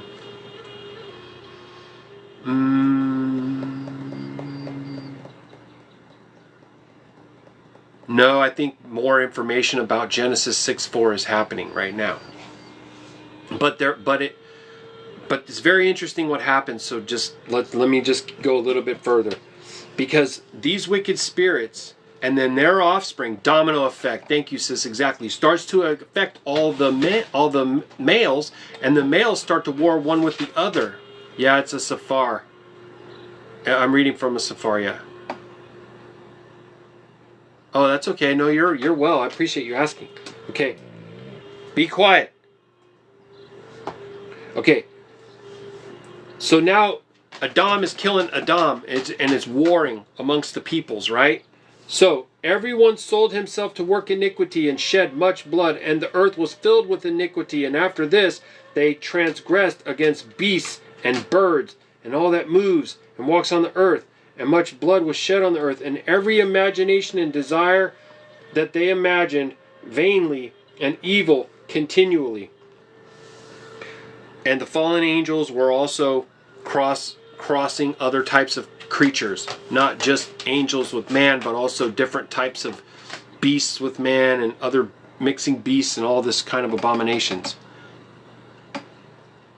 Aren't all the manuscripts we have of the New Testament in Greek? Yeah, so I will not call it a new, because it's not new, it's renewed. So it's Baruk Atah Yahuah, renewing of the agreement. Okay?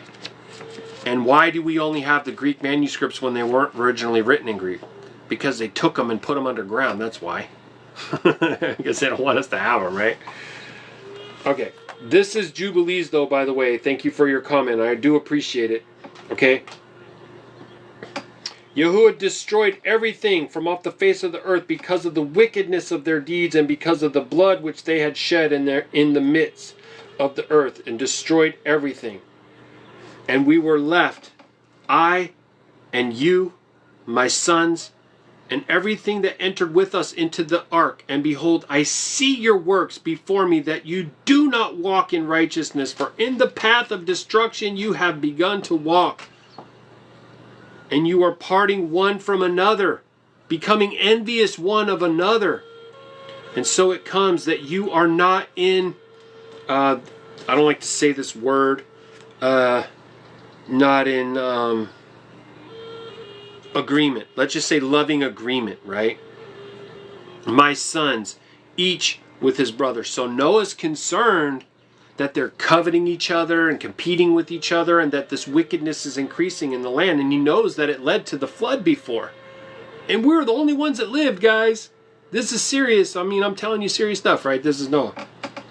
For I see and behold, the devils have begun their seductions against you and against your children. And now I am afraid on your behalf that after I perish, you will shed the blood of Adam upon the earth, and that you too will be destroyed from the face of the earth.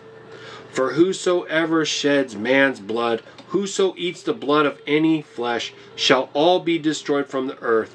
And there shall not be left any man that eats blood, or that sheds blood of man on the earth, nor there shall be left to him any seed or descendant living under heaven. For into Sheol shall they go, and into the place of condemnation shall they descend, and into the darkness of the deep shall they be removed by a violent death. Okay? He's letting them know. There shall be no blood seen upon all the blood there shall be all the days in which you have unalived any beast or cattle or whatsoever flies upon the earth, or work, taub work to the souls, by covering that which has been shed on the face of the earth. And ye shall not be like him who eats blood. Guard yourselves that none may eat the blood before you. Cover the blood, for thus have I commanded to testify to you and your children together with all flesh. Suffer not the soul to be eaten with the flesh.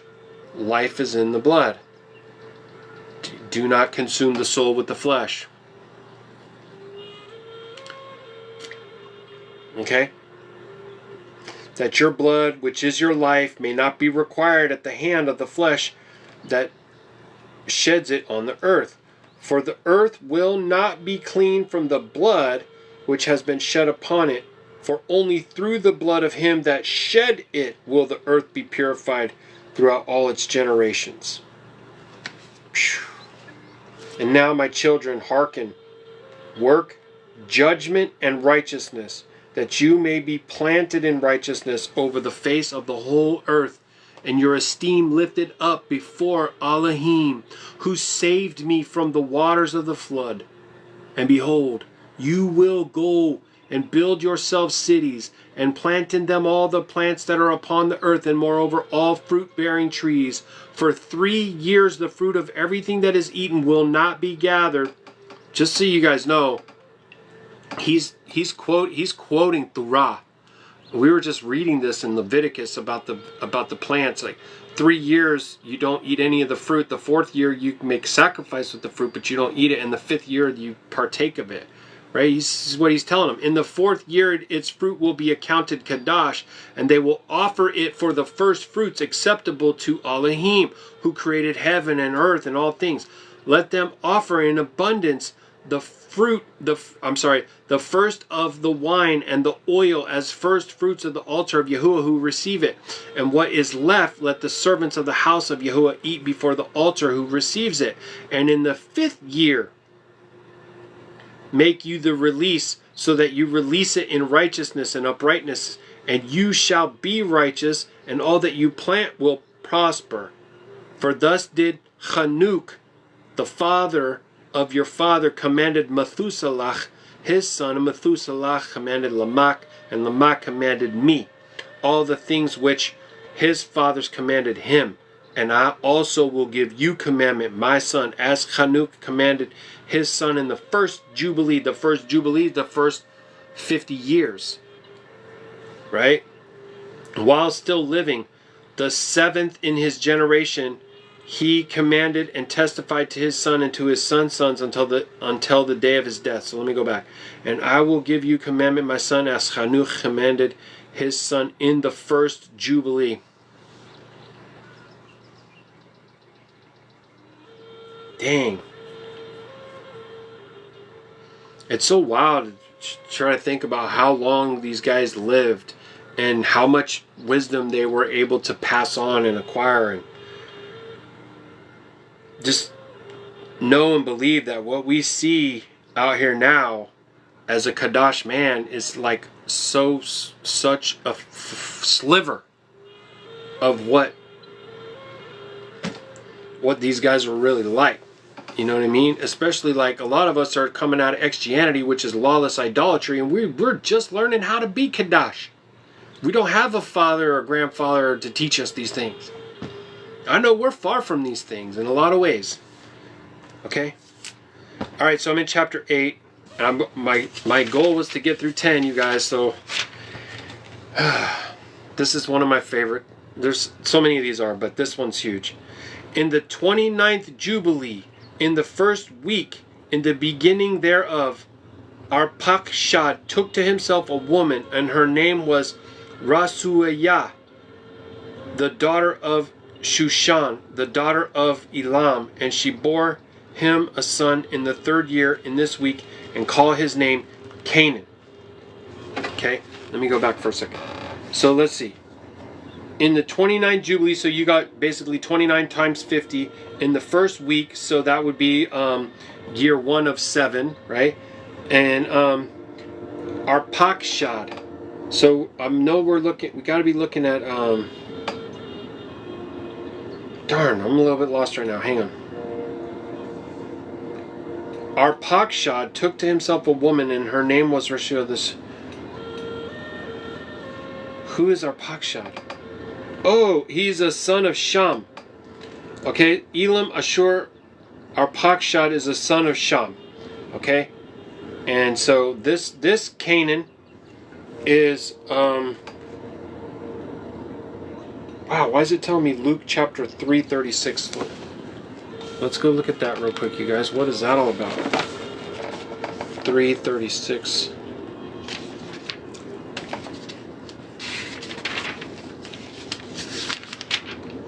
3:36. Which was the son of Canaan, which was the son of Arpachshad, which was the son of Sham, which was the son of Noah, which was... Oh, so it's a genealogy. A Qadash genealogy. Whose genealogy is that? Yahusha's?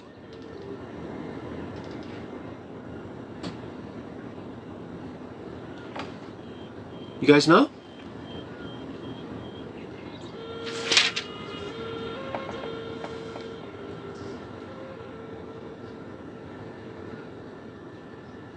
There's Boaz,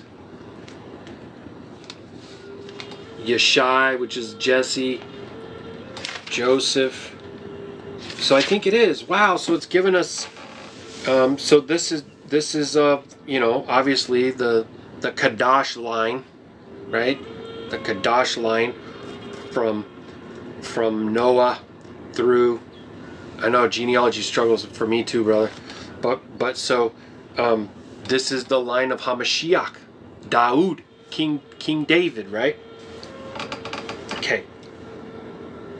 The son grew, and his father taught him writing, and he went to seek for himself a place where he might seize for himself a city. That's not well. That's not well. Take someone else's city. And he found a writing which former generations has carved on the rock, and he read what was thereon, and he transcribed it, and he transgressed because of it. So these writings probably come from the fallen, right? Because they got really ancient writings too, family. For it contained the teachings of the watchers, in accordance with which they had used to observe omens of the sun, the moon, the stars, and all the signs of heaven. And he wrote it down and said nothing regarding it, for he was afraid to speak to Noah about it, lest he should be angry with him on account of it. Right? Absolutely. You know Noah didn't play, right? That's what I'm saying. These guys didn't play around. Right? Baruk Atah Yahuah. And in the 30th Jubilee, in the second week, so I'll do this one. I wanted to try to get some of these calculations out here. Okay, so 30 times 50, right, which is 1,500.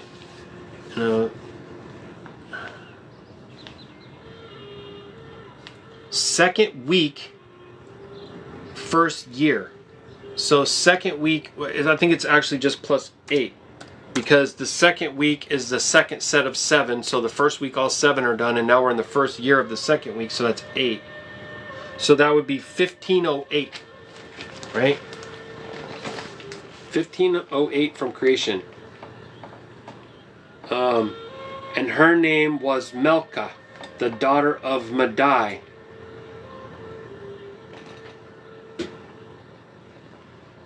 The son of Japheth. And in the 4th year she begat a son, and called his name Shalach, for said, truly I have been sent.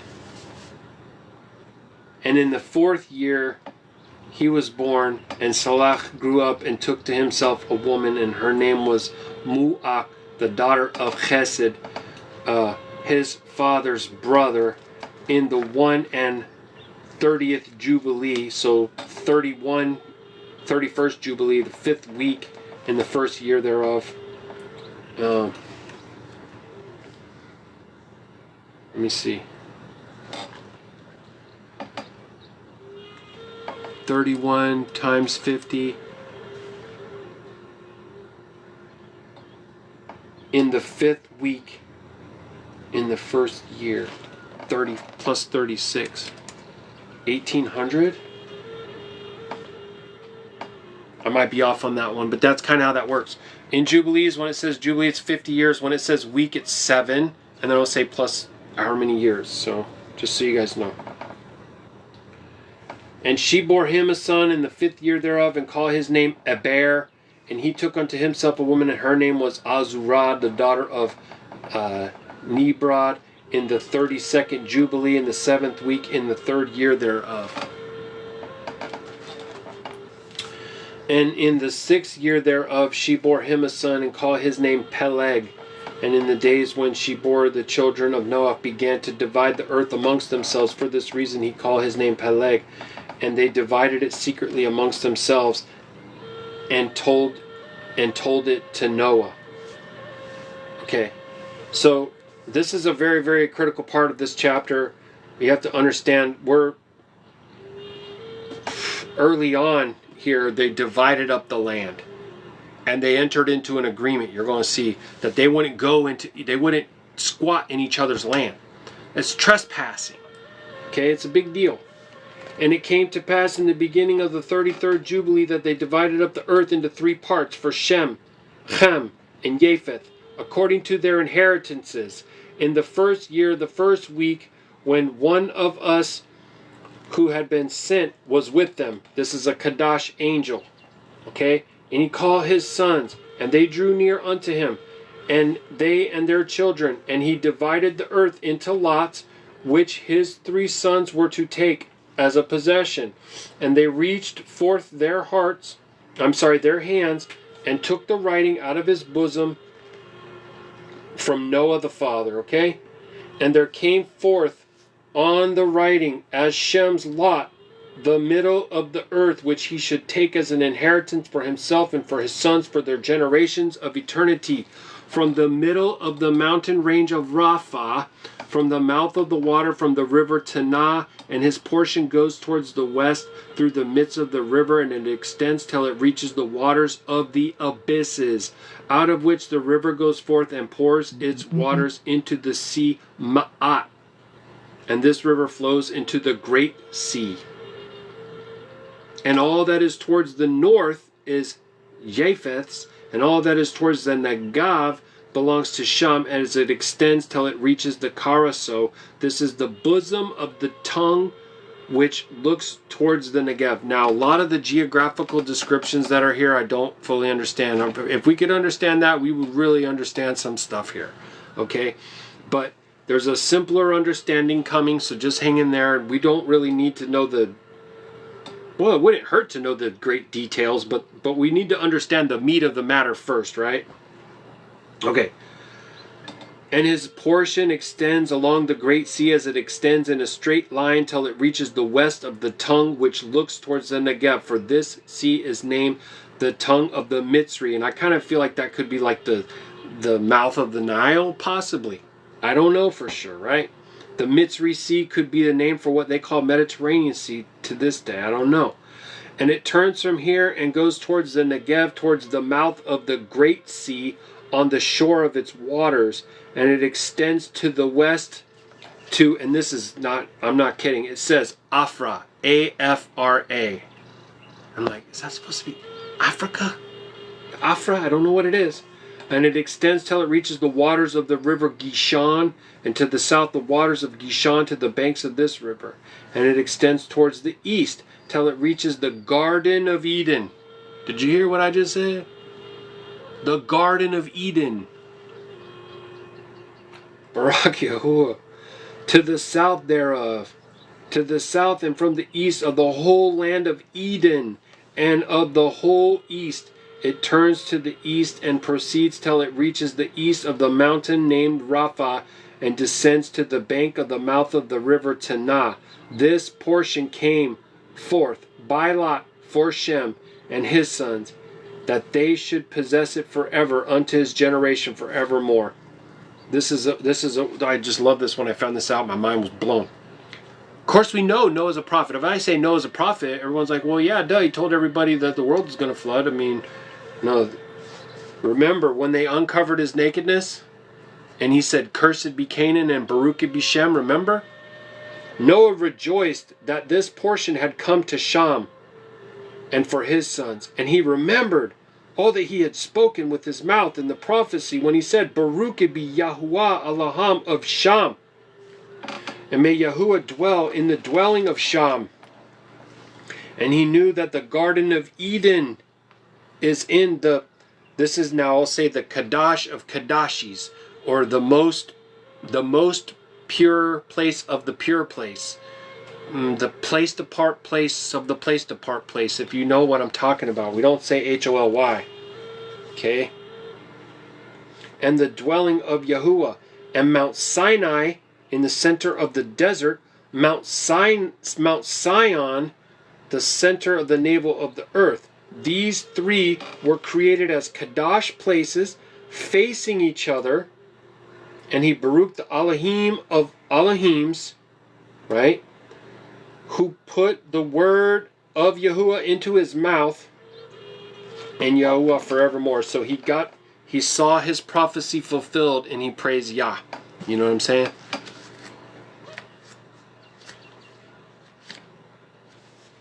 I like that comment right there. My mother's bloodline goes back to Hua. Aman, right? Whose don't? Baruk Yahuah. You know, that's like this thing with Jacob and Esau. They have the same mother and father, y'all. Y'all tripping. Why should we not say, because it's a reference to Cholika, which is a 4 and mighty one, and there's a festival of colors, a fertility festival in the east that's a tribute to Krishna. So if you just do a Google search on like H-O-L-I, you'll see it, or you could look up H-O-L-I-K-A, and you'll see these things. Because it's not about the spelling, it's about the pronunciation. So it's the words that we speak. The power is in the tongue. Okay?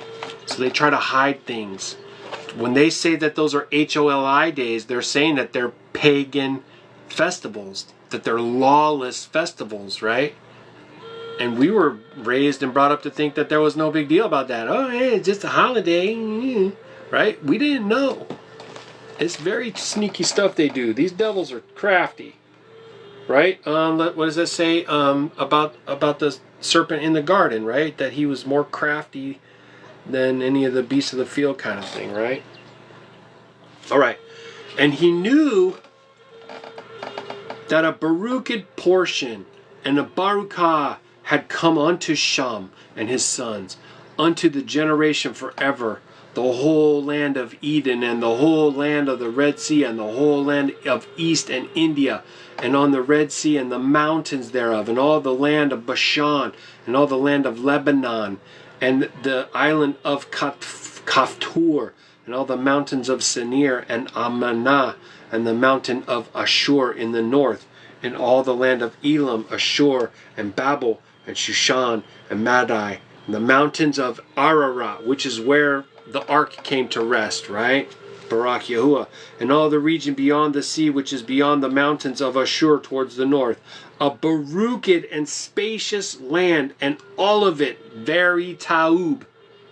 And Noah would know. Noah would know, right?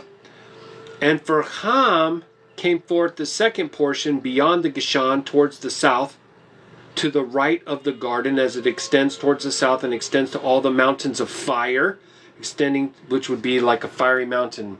We don't like to say that word either. Volcano, but just so you know, we say fiery mountain in its place. All right.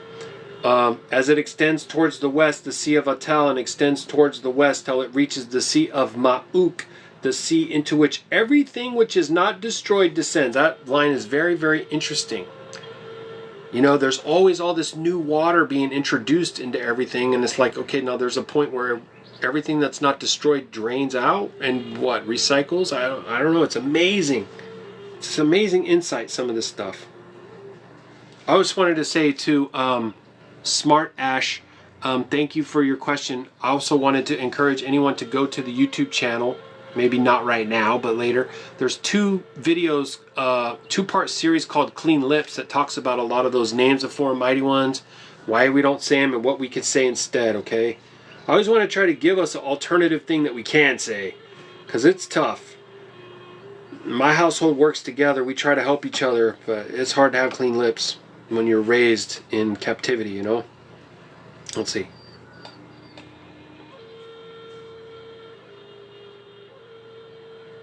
And it goes forth towards the north to the limits of Gadir, and it goes forth to the coast of the waters of the sea, to the waters of the great sea, which, you know, I was thinking that could have been like the Atlantic, but it's really hard to say. Till it draws near to the river Gishon and goes along the river Gishon till it reaches the right of the Garden of Eden. They're using this as a landmark again, right? And this is the land which came forth for Ham as the portion which he was to occupy forever, for himself and his sons unto their generations forever. And for Japheth came forth the third portion beyond the river Tanah to the north of the outflows of its waters, as it extends northeasterly to the whole region of Gog, and to all the country east thereof, and it extends northerly to the north, as it extends to the mountains of Kelt towards the north, and towards the sea of Ma'uk, and it goes forth to the east of Gadir, as far as the region of the waters of the sea, and it extends until it approaches the west of Farah, and it returns towards Afarag. It's also like, is that Africa? What? But this wouldn't really be, though, because Japheth got the area to the north. So just one second. It can't be that.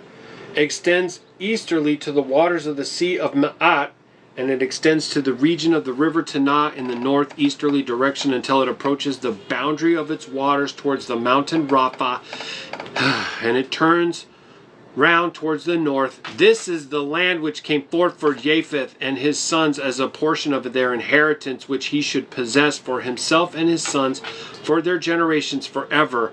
5 great islands and a great land in the north.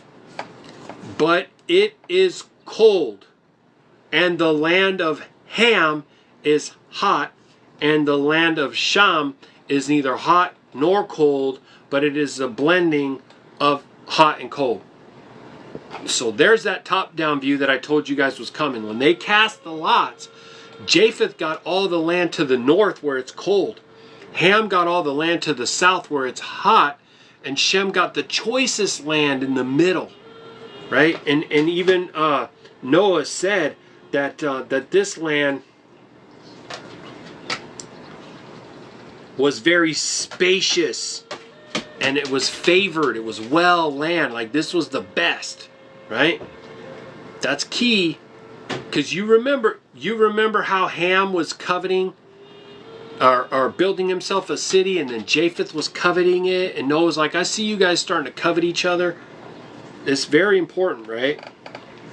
Now, they all agreed that they would accept the outcome of this.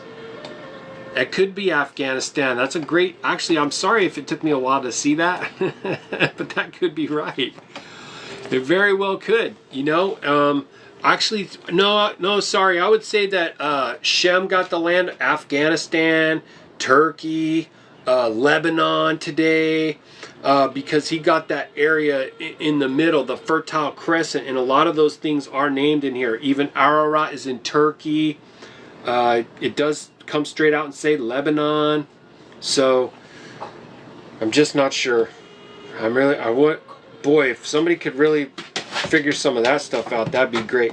But it's got to be an area to the north, so it's going to probably be more like Russia or something up in there. It could be even parts of Europe, right? Okay, so we're going to go into chapter 9. I wanted to do 9 and 10, so we got 2 more chapters to go. Just such amazing meat right there. Really incredible stuff, and important, hugely important to the whole conflict and the warring in the Middle East and everything that happens in Jerusalem and Gaza and Sidon and Tyre, sorry. Okay, so let's check this out. Ham divided amongst his sons, and the first portion came forth to Cush towards the east, and to the west for him Mitzrayim, and to the west of him for Put, and to the west of him, and to the west thereof on the sea for Canaan. This is the one that's cursed. Right here. Right? So he got, let me see, Ham divided. The first part went to Cush towards the east. Okay, so that's kind of pushed out. Could be like, I wonder if that could be like Philippines area. I don't know. It's going to be more towards the south. And to the west, Mitzrayim. So we know that's like to Egypt, right? No, oh no, sorry. Mitzrayim is the son. Well, wouldn't it make sense that Mitzrayim is named after the son Mitzrayim? Of course. And to the west of him went to Put, and to the west of that, Canaan. So west of Egypt to Put, and then west of that. Dang. Do you guys think it could be Americas? Do you think it could be South America? Because remember, Ham got the areas to the south, right? North America is going to fall pretty much in the same, almost in the Shem line. It's right. It's going to go by. Not that it went by the equator, but you understand what I'm saying. Goes by the gates of the sun. Then perhaps we could look at it like that, right? So, yeah. If you go from Jerusalem, the line that it's on, the parallel, that would kind of make North America to be Sham's.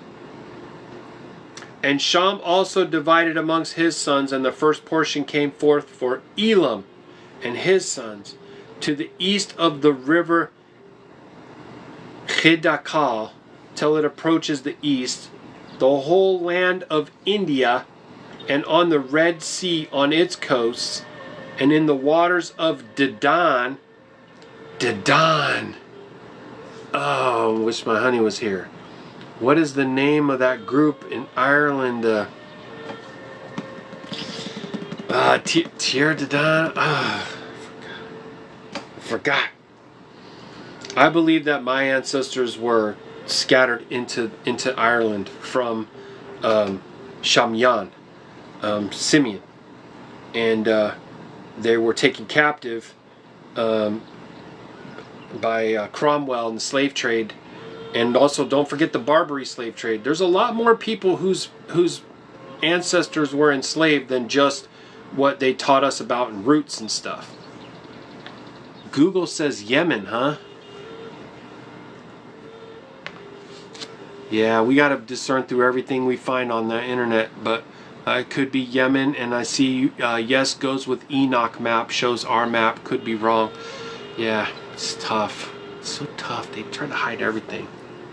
It's crazy.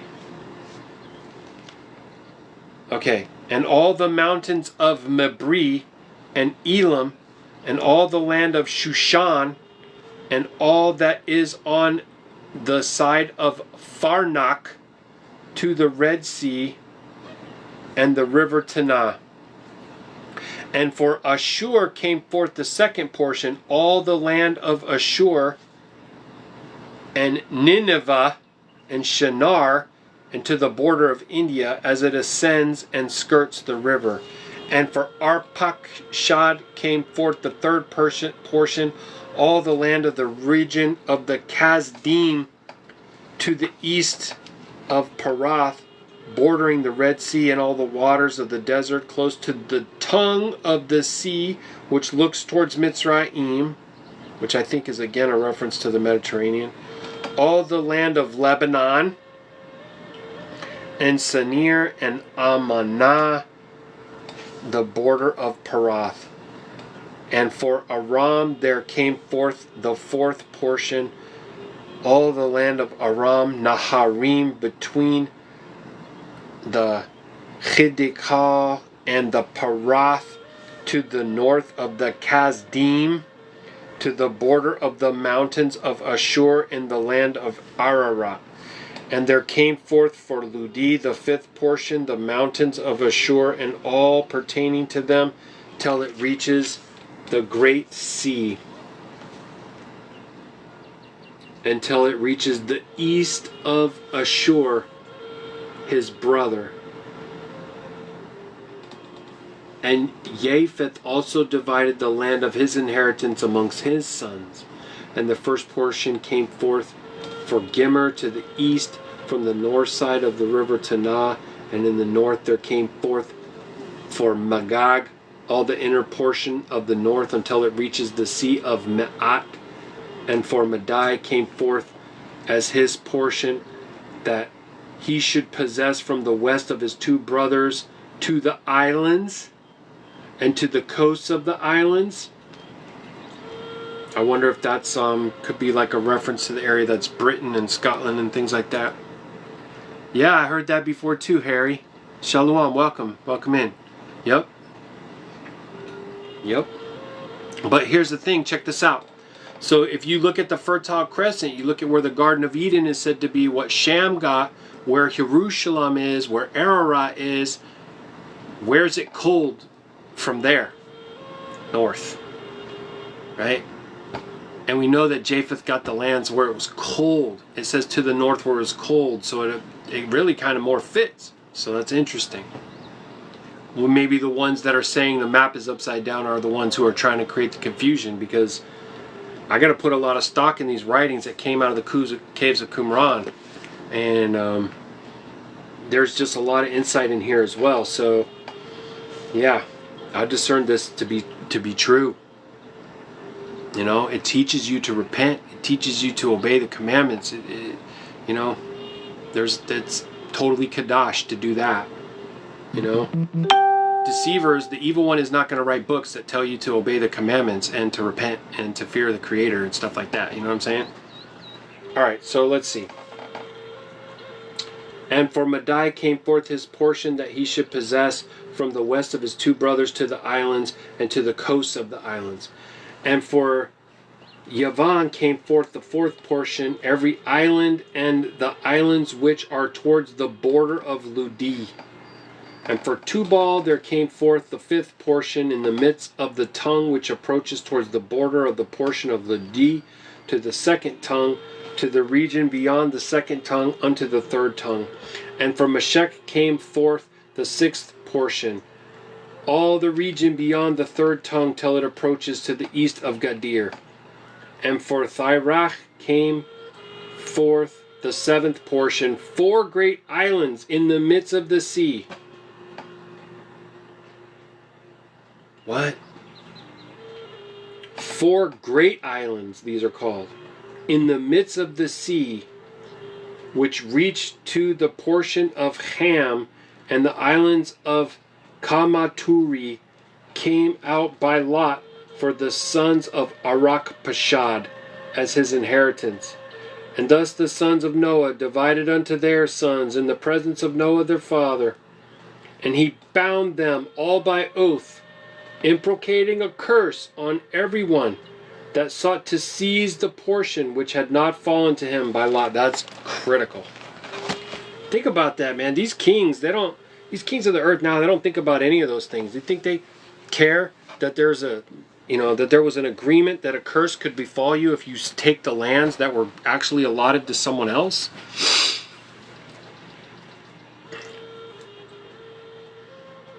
I mean, I always think of Psalm 2. Let me go there real quick, because you know what? That's a perfect transition into what I'm going to go into next. Psalm 2. Whenever you guys want to think about anything that's happening in the political arena, or these wars, or rumors of wars, or these things, listen to this. Why do the heathen rage and the people imagine vain thing? The kings of the earth place themselves, and the rulers taking counsel together against Yahuwah and against Hamashiach, saying, let us break their bonds asunder and cast away their cords from us. He that sits in the Shemayim laughs. Adonai shall have them in derision. Then shall he speak unto them in his wrath, and vex them in his sore displeasure. Yet have I set my king upon my Qadash hill, Sion. I will declare and decree, Yahuwah has said unto me, you are my son, this day have I begotten you. Ask of me, and I shall give you the heathen for your inheritance, and the uttermost parts of the earth for your possession. You shall break them with a rod of iron, you shall dash them in pieces like a potter's vessel. And then he warns them, be wise, O you kings and judges of the earth. Serve Yahuwah with fear and rejoice with trembling. Kiss the Son lest he be angry, and you perish from the way, when his wrath is kindled but a little. Baruch are all they that put their trust in him. Hallelujah. Hallelujah. Love that, you guys. Okay?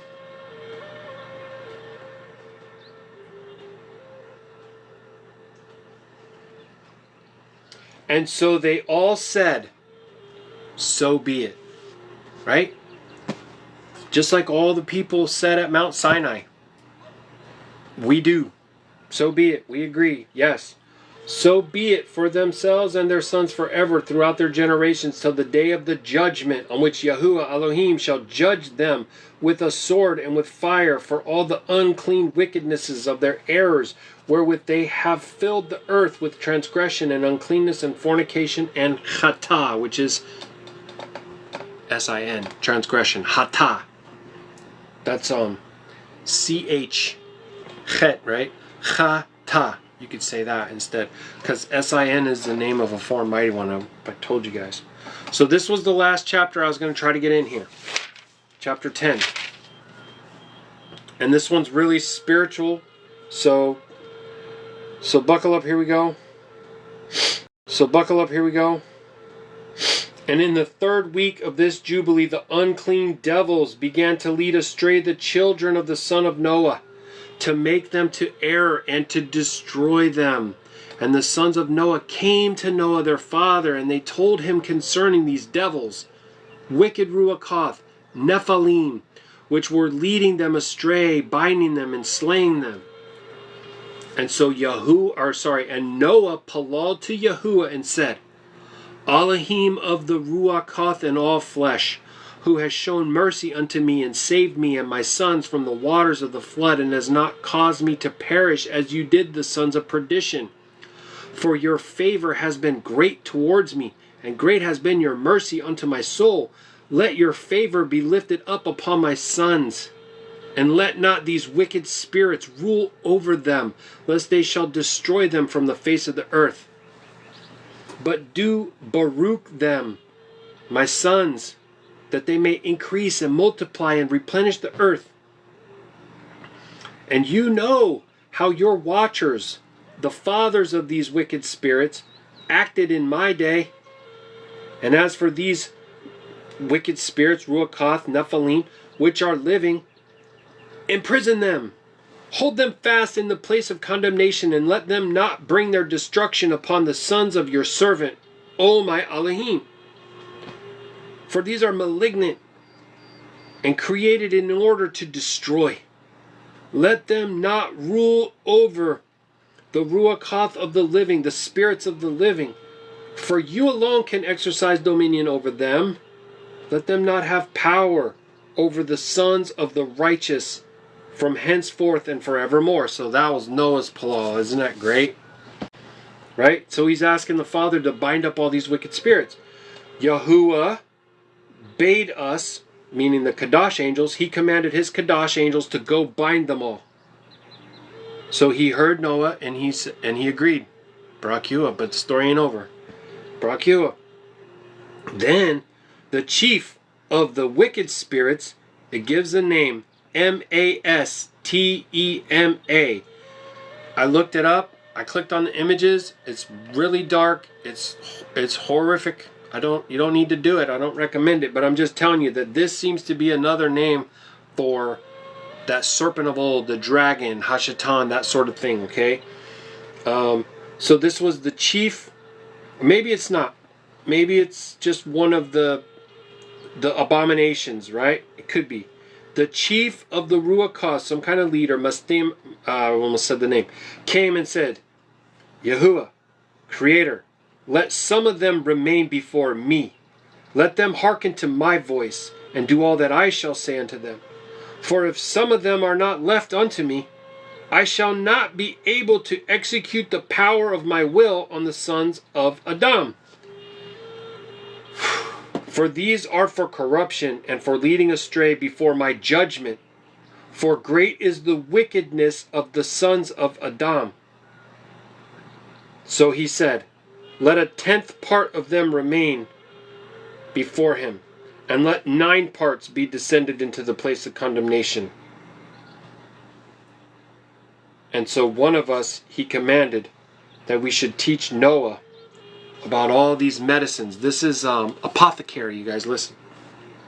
For he knew that they would not walk in uprightness, nor strive in righteousness, and we did according to all his words, all the malignant, evil ones we bound in the place of condemnation, and 1/10 part of them we left, that they might be subject before, it says, Satan on the earth. So that's why, again, I'd say that that name is another name for Satan right there. Mastema. So just reflect and think about this for a second. With all the evil that we see, with all the possession and the manipulation, all the kings of the earth, we wrestle not against flesh and blood, but powers and principalities and darkness in high places and all this, right? That's only 1/10. It's only 1/10 of what it is. 90% of them are bound right now, right? Okay. So the Qadash angels explained unto Noah all these medicines. The medicines for their diseases, the wicked ones' diseases, right? Together with their seductions, how he might heal them with herbs of the earth.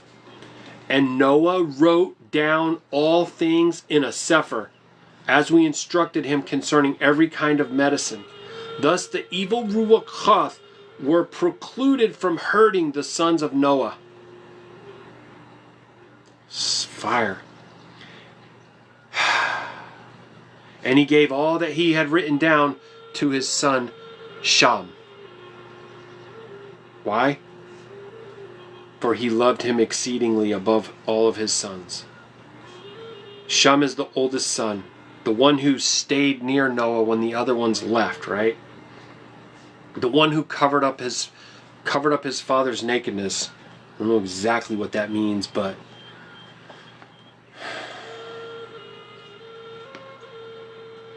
and Noah went and slept with his fathers and was buried at Mount Lubar in the land of Ararat. 950 years completed his life. 19 jubilees in 2 weeks and 5 years.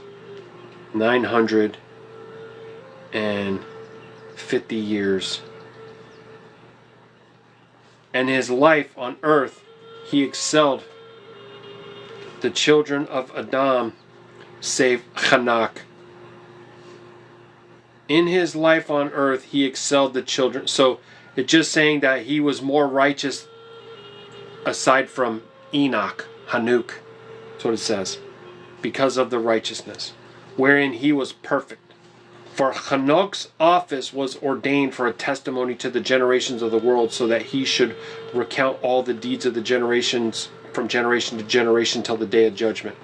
So Hanuk was taken, and he's a scribe, and he writes down everything that happens, and he goes before the throne of Yahuwah daily with our petitions against the wicked too. Check out the 5-part series on the book of Hanuk that's on the YouTube channel if you haven't seen it. Okay.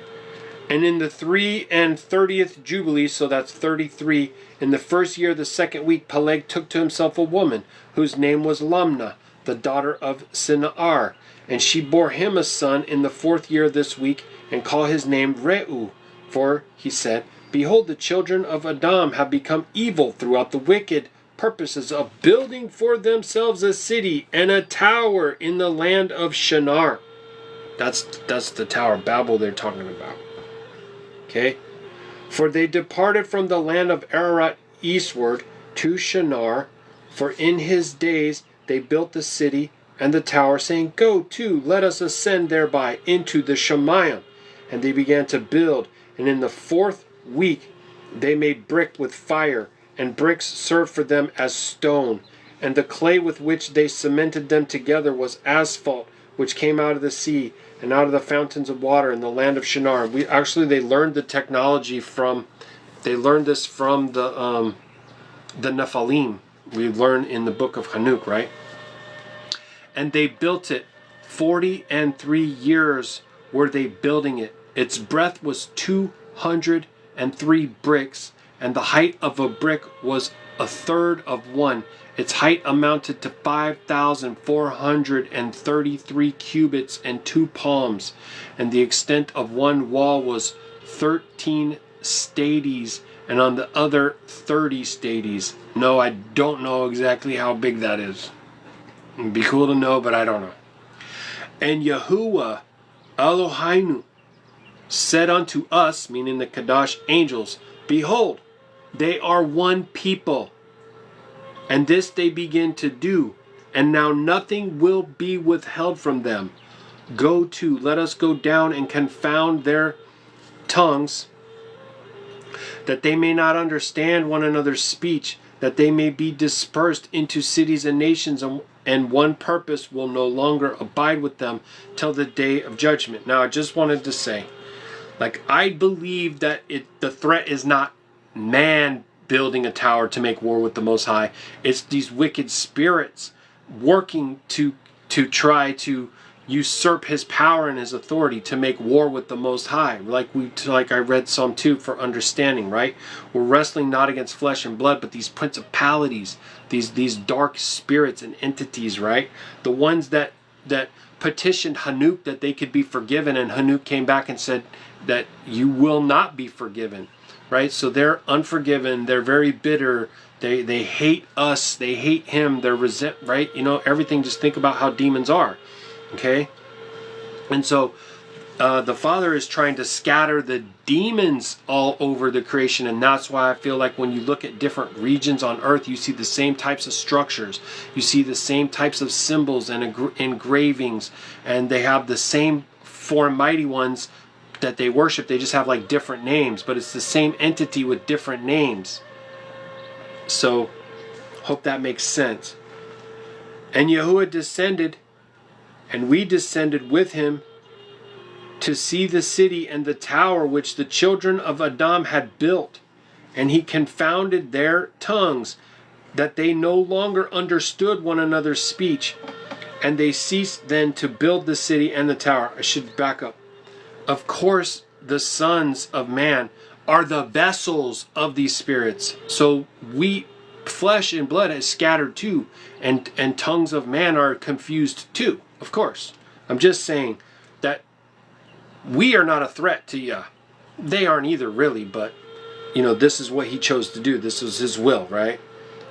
It's surely for a purpose that's a Baruk for Yashar'Al, that's for sure.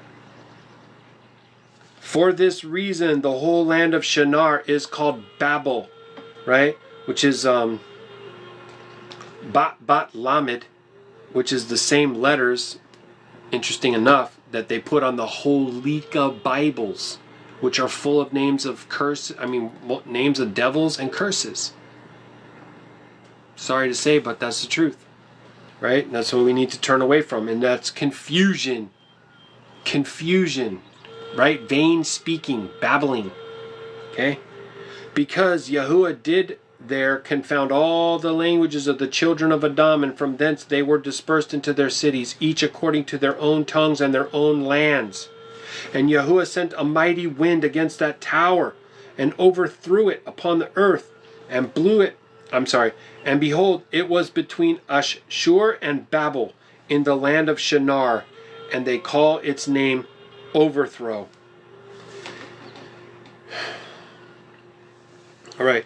In the 4th week of the 1st year, in the beginning thereof, and in the 4th and 30th Jubilee, 34 Jubilees, were they dispersed from the land of Shinar. So,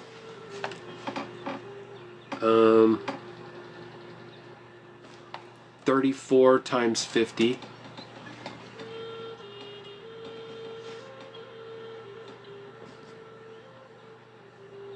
Fourth week, 1st year.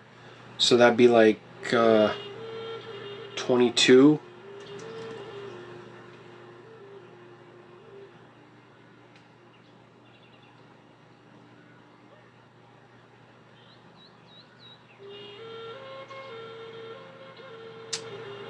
Or maybe it's, sorry. Would it be 28 plus 7? Oh, I escaped everything. I'm bad. 34 times 50, 1700. And you got the 4th week, just 28.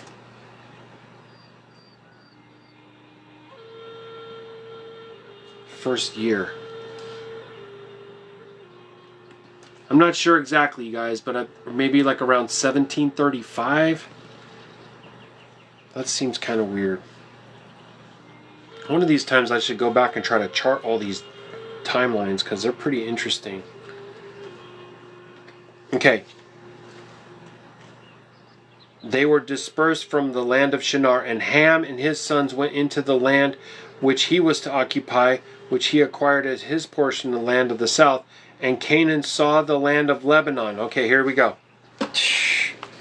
Canaan, remember he's cursed.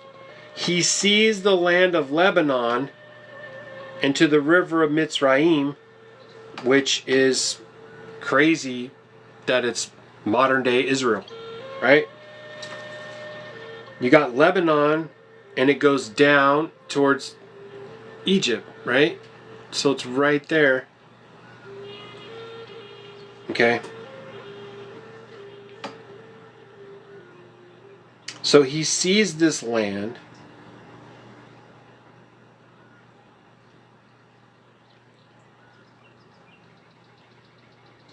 And he sees that it's very favorable. He wants it. And he went into the land of his inheritance to the west, that is to the sea, and he dwelt in the land of Lebanon, eastward and westward, from the border of the Yarden and from the border of the sea. He's squatting. He's trespassing, right? And Ham, his father, and Cush, and Mitzri, his brother, say, you have settled in a land which is not yours, and which did not fall to us by lot. Do not do so, for if you do so, you and your sons will fall in the land and be accursed through sedition. For by sedition you have settled there, and by sedition you and your children will fall, and you will be rooted out forever. Dwell not in the dwelling of Sham, for Sham and his sons did it come to by their lots. Cursed are you, and cursed shall you be beyond all the sons of Noah, by the curse by which we bound ourselves by an oath in the presence of the Qadash judge, Yahuah, and in the presence of Noah our father. But he did not hearken unto them, and continued to dwell in the land of Lebanon, from Hamath to the entering of Mitzrayim, he and his sons unto this day, and for this reason the land is named Canaan. You see, and there's people who go back and be like, oh, it originally belonged to Canaan. No, it didn't.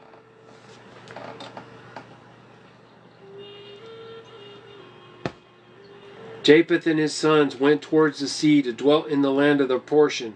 And Madai saw the land of the sea, and it did not please him, and he begged a portion from Elam and Ashur and Arachpashad, his woman's brother. And he dwelt in the land of Madai, near to his woman's brother, unto this day. And he called his dwelling place, and the dwelling place of his sons, Madai, after the name of their father, Madai. Japheth and his sons went towards the sea, and dwelt in the land of the portion of Madai. Saw the land of the sea, and it did not please him. So Japheth is squatting too? Hang on now.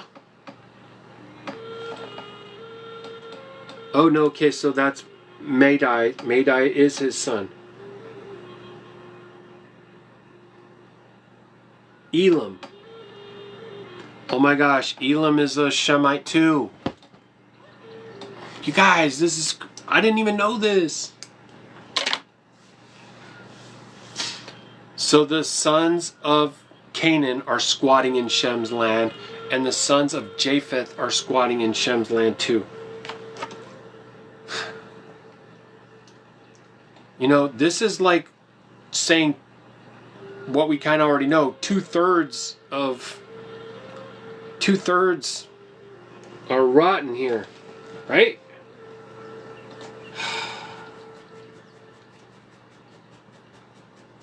Well, that's it, guys. That completes the whole thing for Jubilees.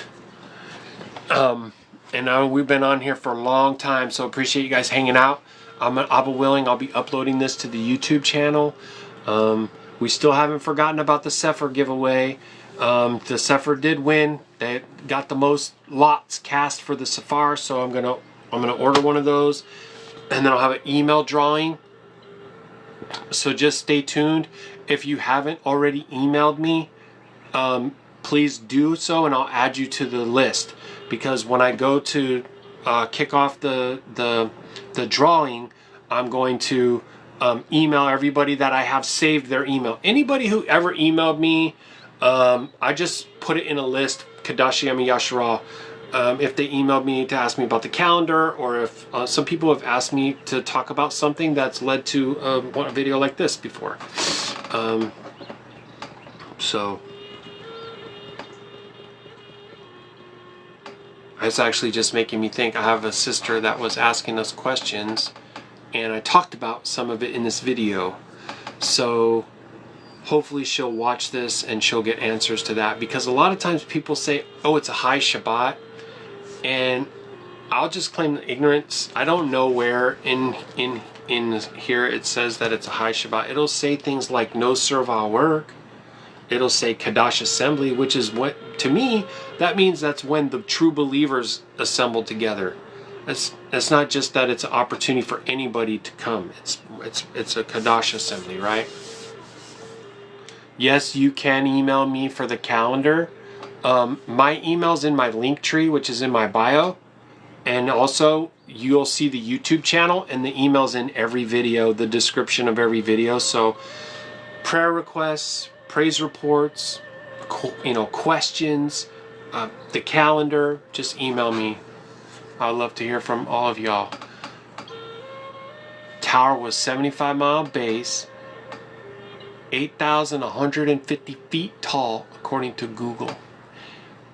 Yeah, thank you for sharing that with us. I mean, obviously, be very careful what you get from Google, but it's we gotta. That's how we research.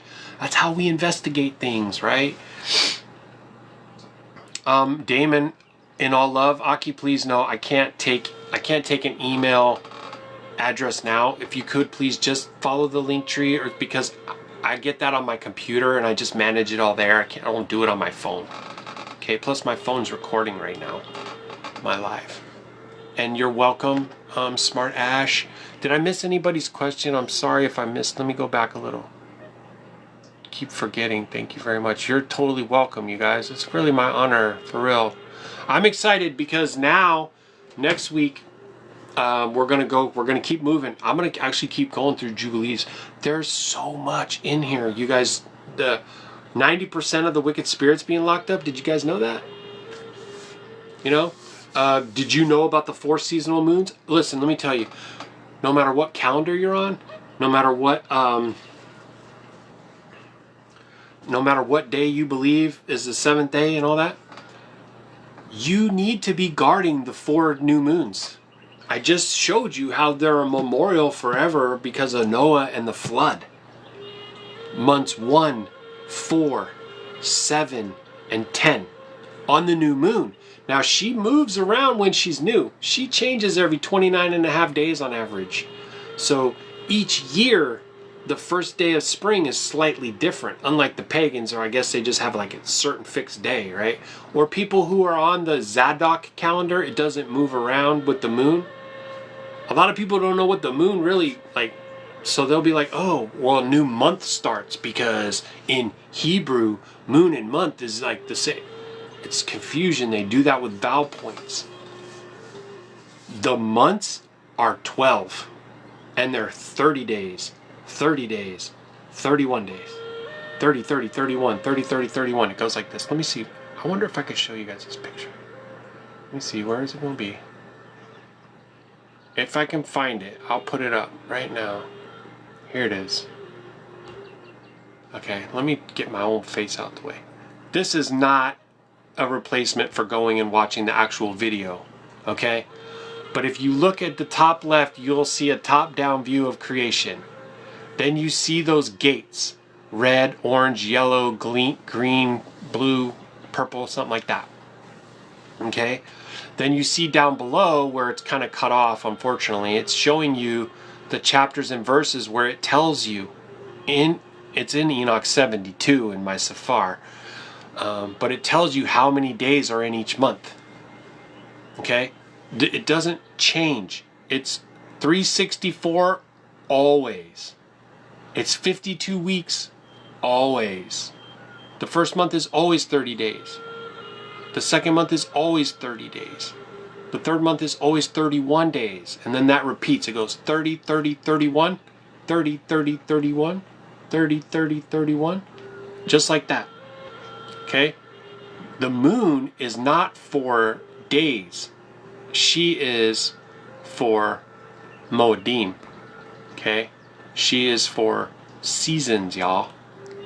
Baruk Yahuah. Baruk Yahuah. Ooh, the base ground level is still in Iraq across from the gate of Ashtarah. Pretty interesting. Pretty interesting. Hey, you guys should check out this channel. I don't endorse his theology or nothing, but it's really interesting. It's called My Lunch Break. It's on YouTube. And he shows a lot of the old world buildings and ancient constructions and things like that.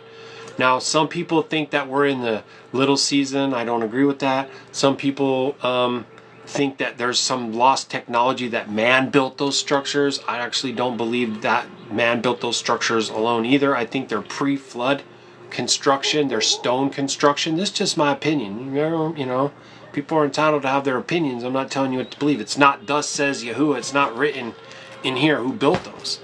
But when there were giants on the earth and they were all over the earth, then it makes a lot more sense that they were able to do these monolithic stone structures and all this, and they were being worshipped by people because they were doing things like that. So that's pretty interesting. Yeah, My Lunch Break, it's a really interesting thing. You should check it out.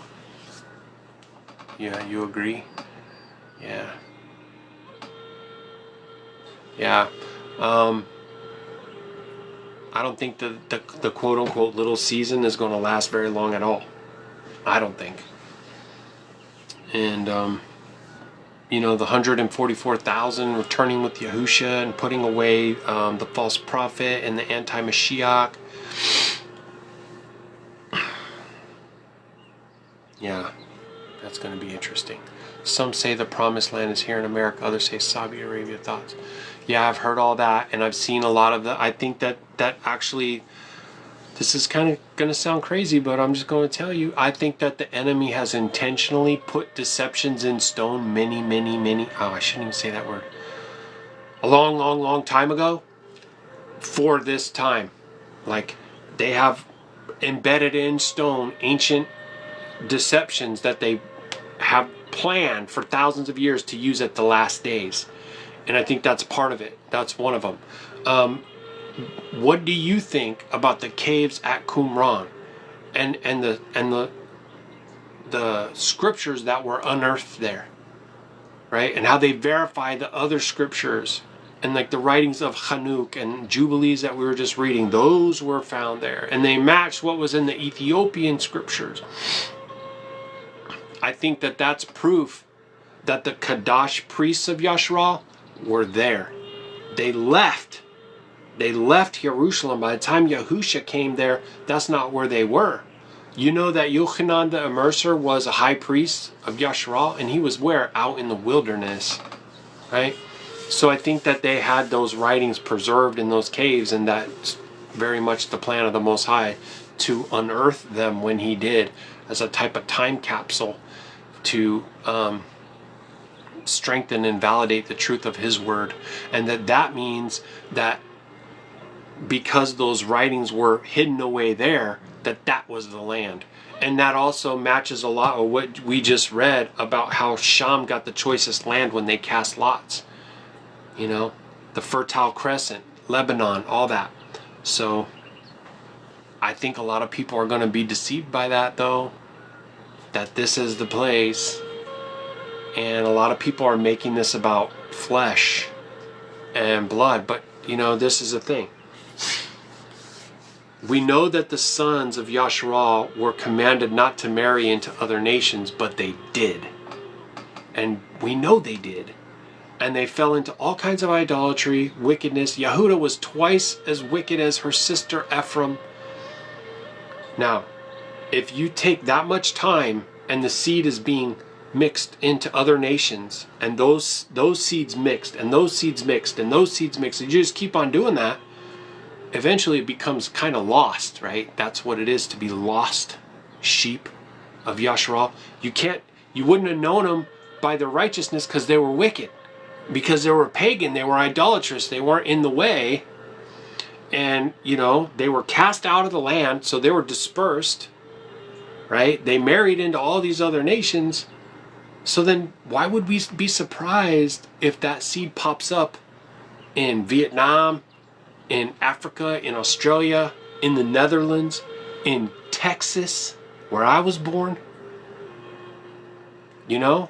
It's not a question of like, who can say who my father's father's father's father's father's father's father's father's father's father's father's father's father was? How many generations should I go? Around 17? I don't know. What's 17 times... nobody's really living to 120 anymore, are they? 17 times 120 is 2040. So, I don't believe it is. And look at the structures that are here, and look at the symbols, and everything goes back to Babylon. Everything goes back to Mount Hermon, where the angels fell, where they entered into their agreement, right, that they would sleep with the daughters of man, which is like what you got, that paramount, all the stars going around the mountain, fallen stars, fallen angels,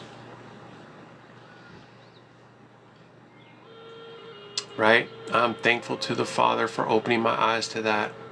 It's about the nation. What I'm looking for is just like Yahusha said, who is my mother? Who is my brother? He who does the will, or she who does the will of my Father in heaven is my brother and my sister. You know what I mean? We're known by our fruits. That's what it says.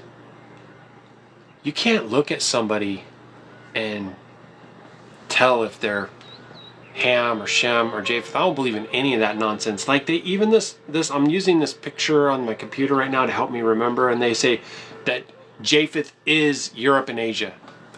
Bro, how many of these people migrated, married into other families, moved, were enslaved?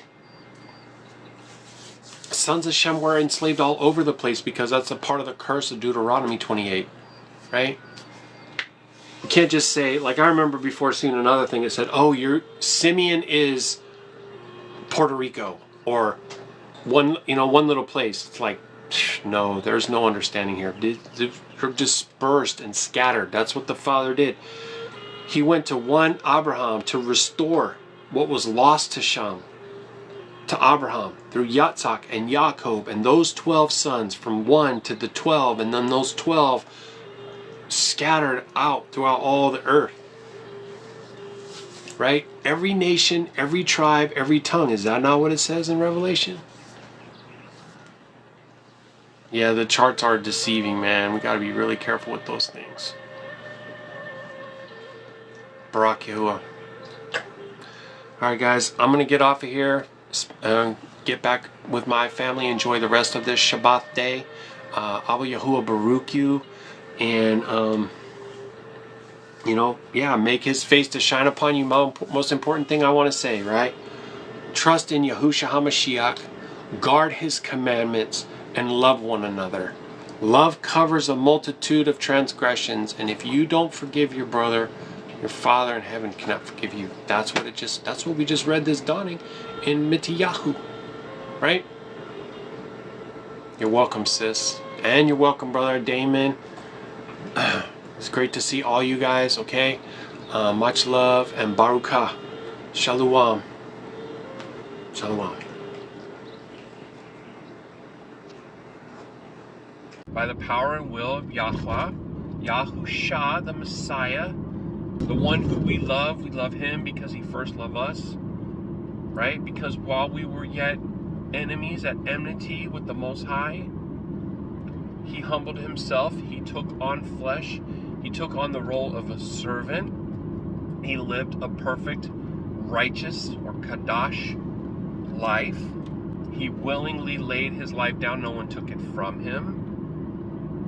He bore our iniquities on his body. He was impaled on a tree. He was in the tomb 3 days, and he rose again in power, in sovereignty, in majesty, in all esteem. All esteem Yahusha. Yahusha comes in the name of the Father Yahuah. Baruk is he who comes in the name of the Most High.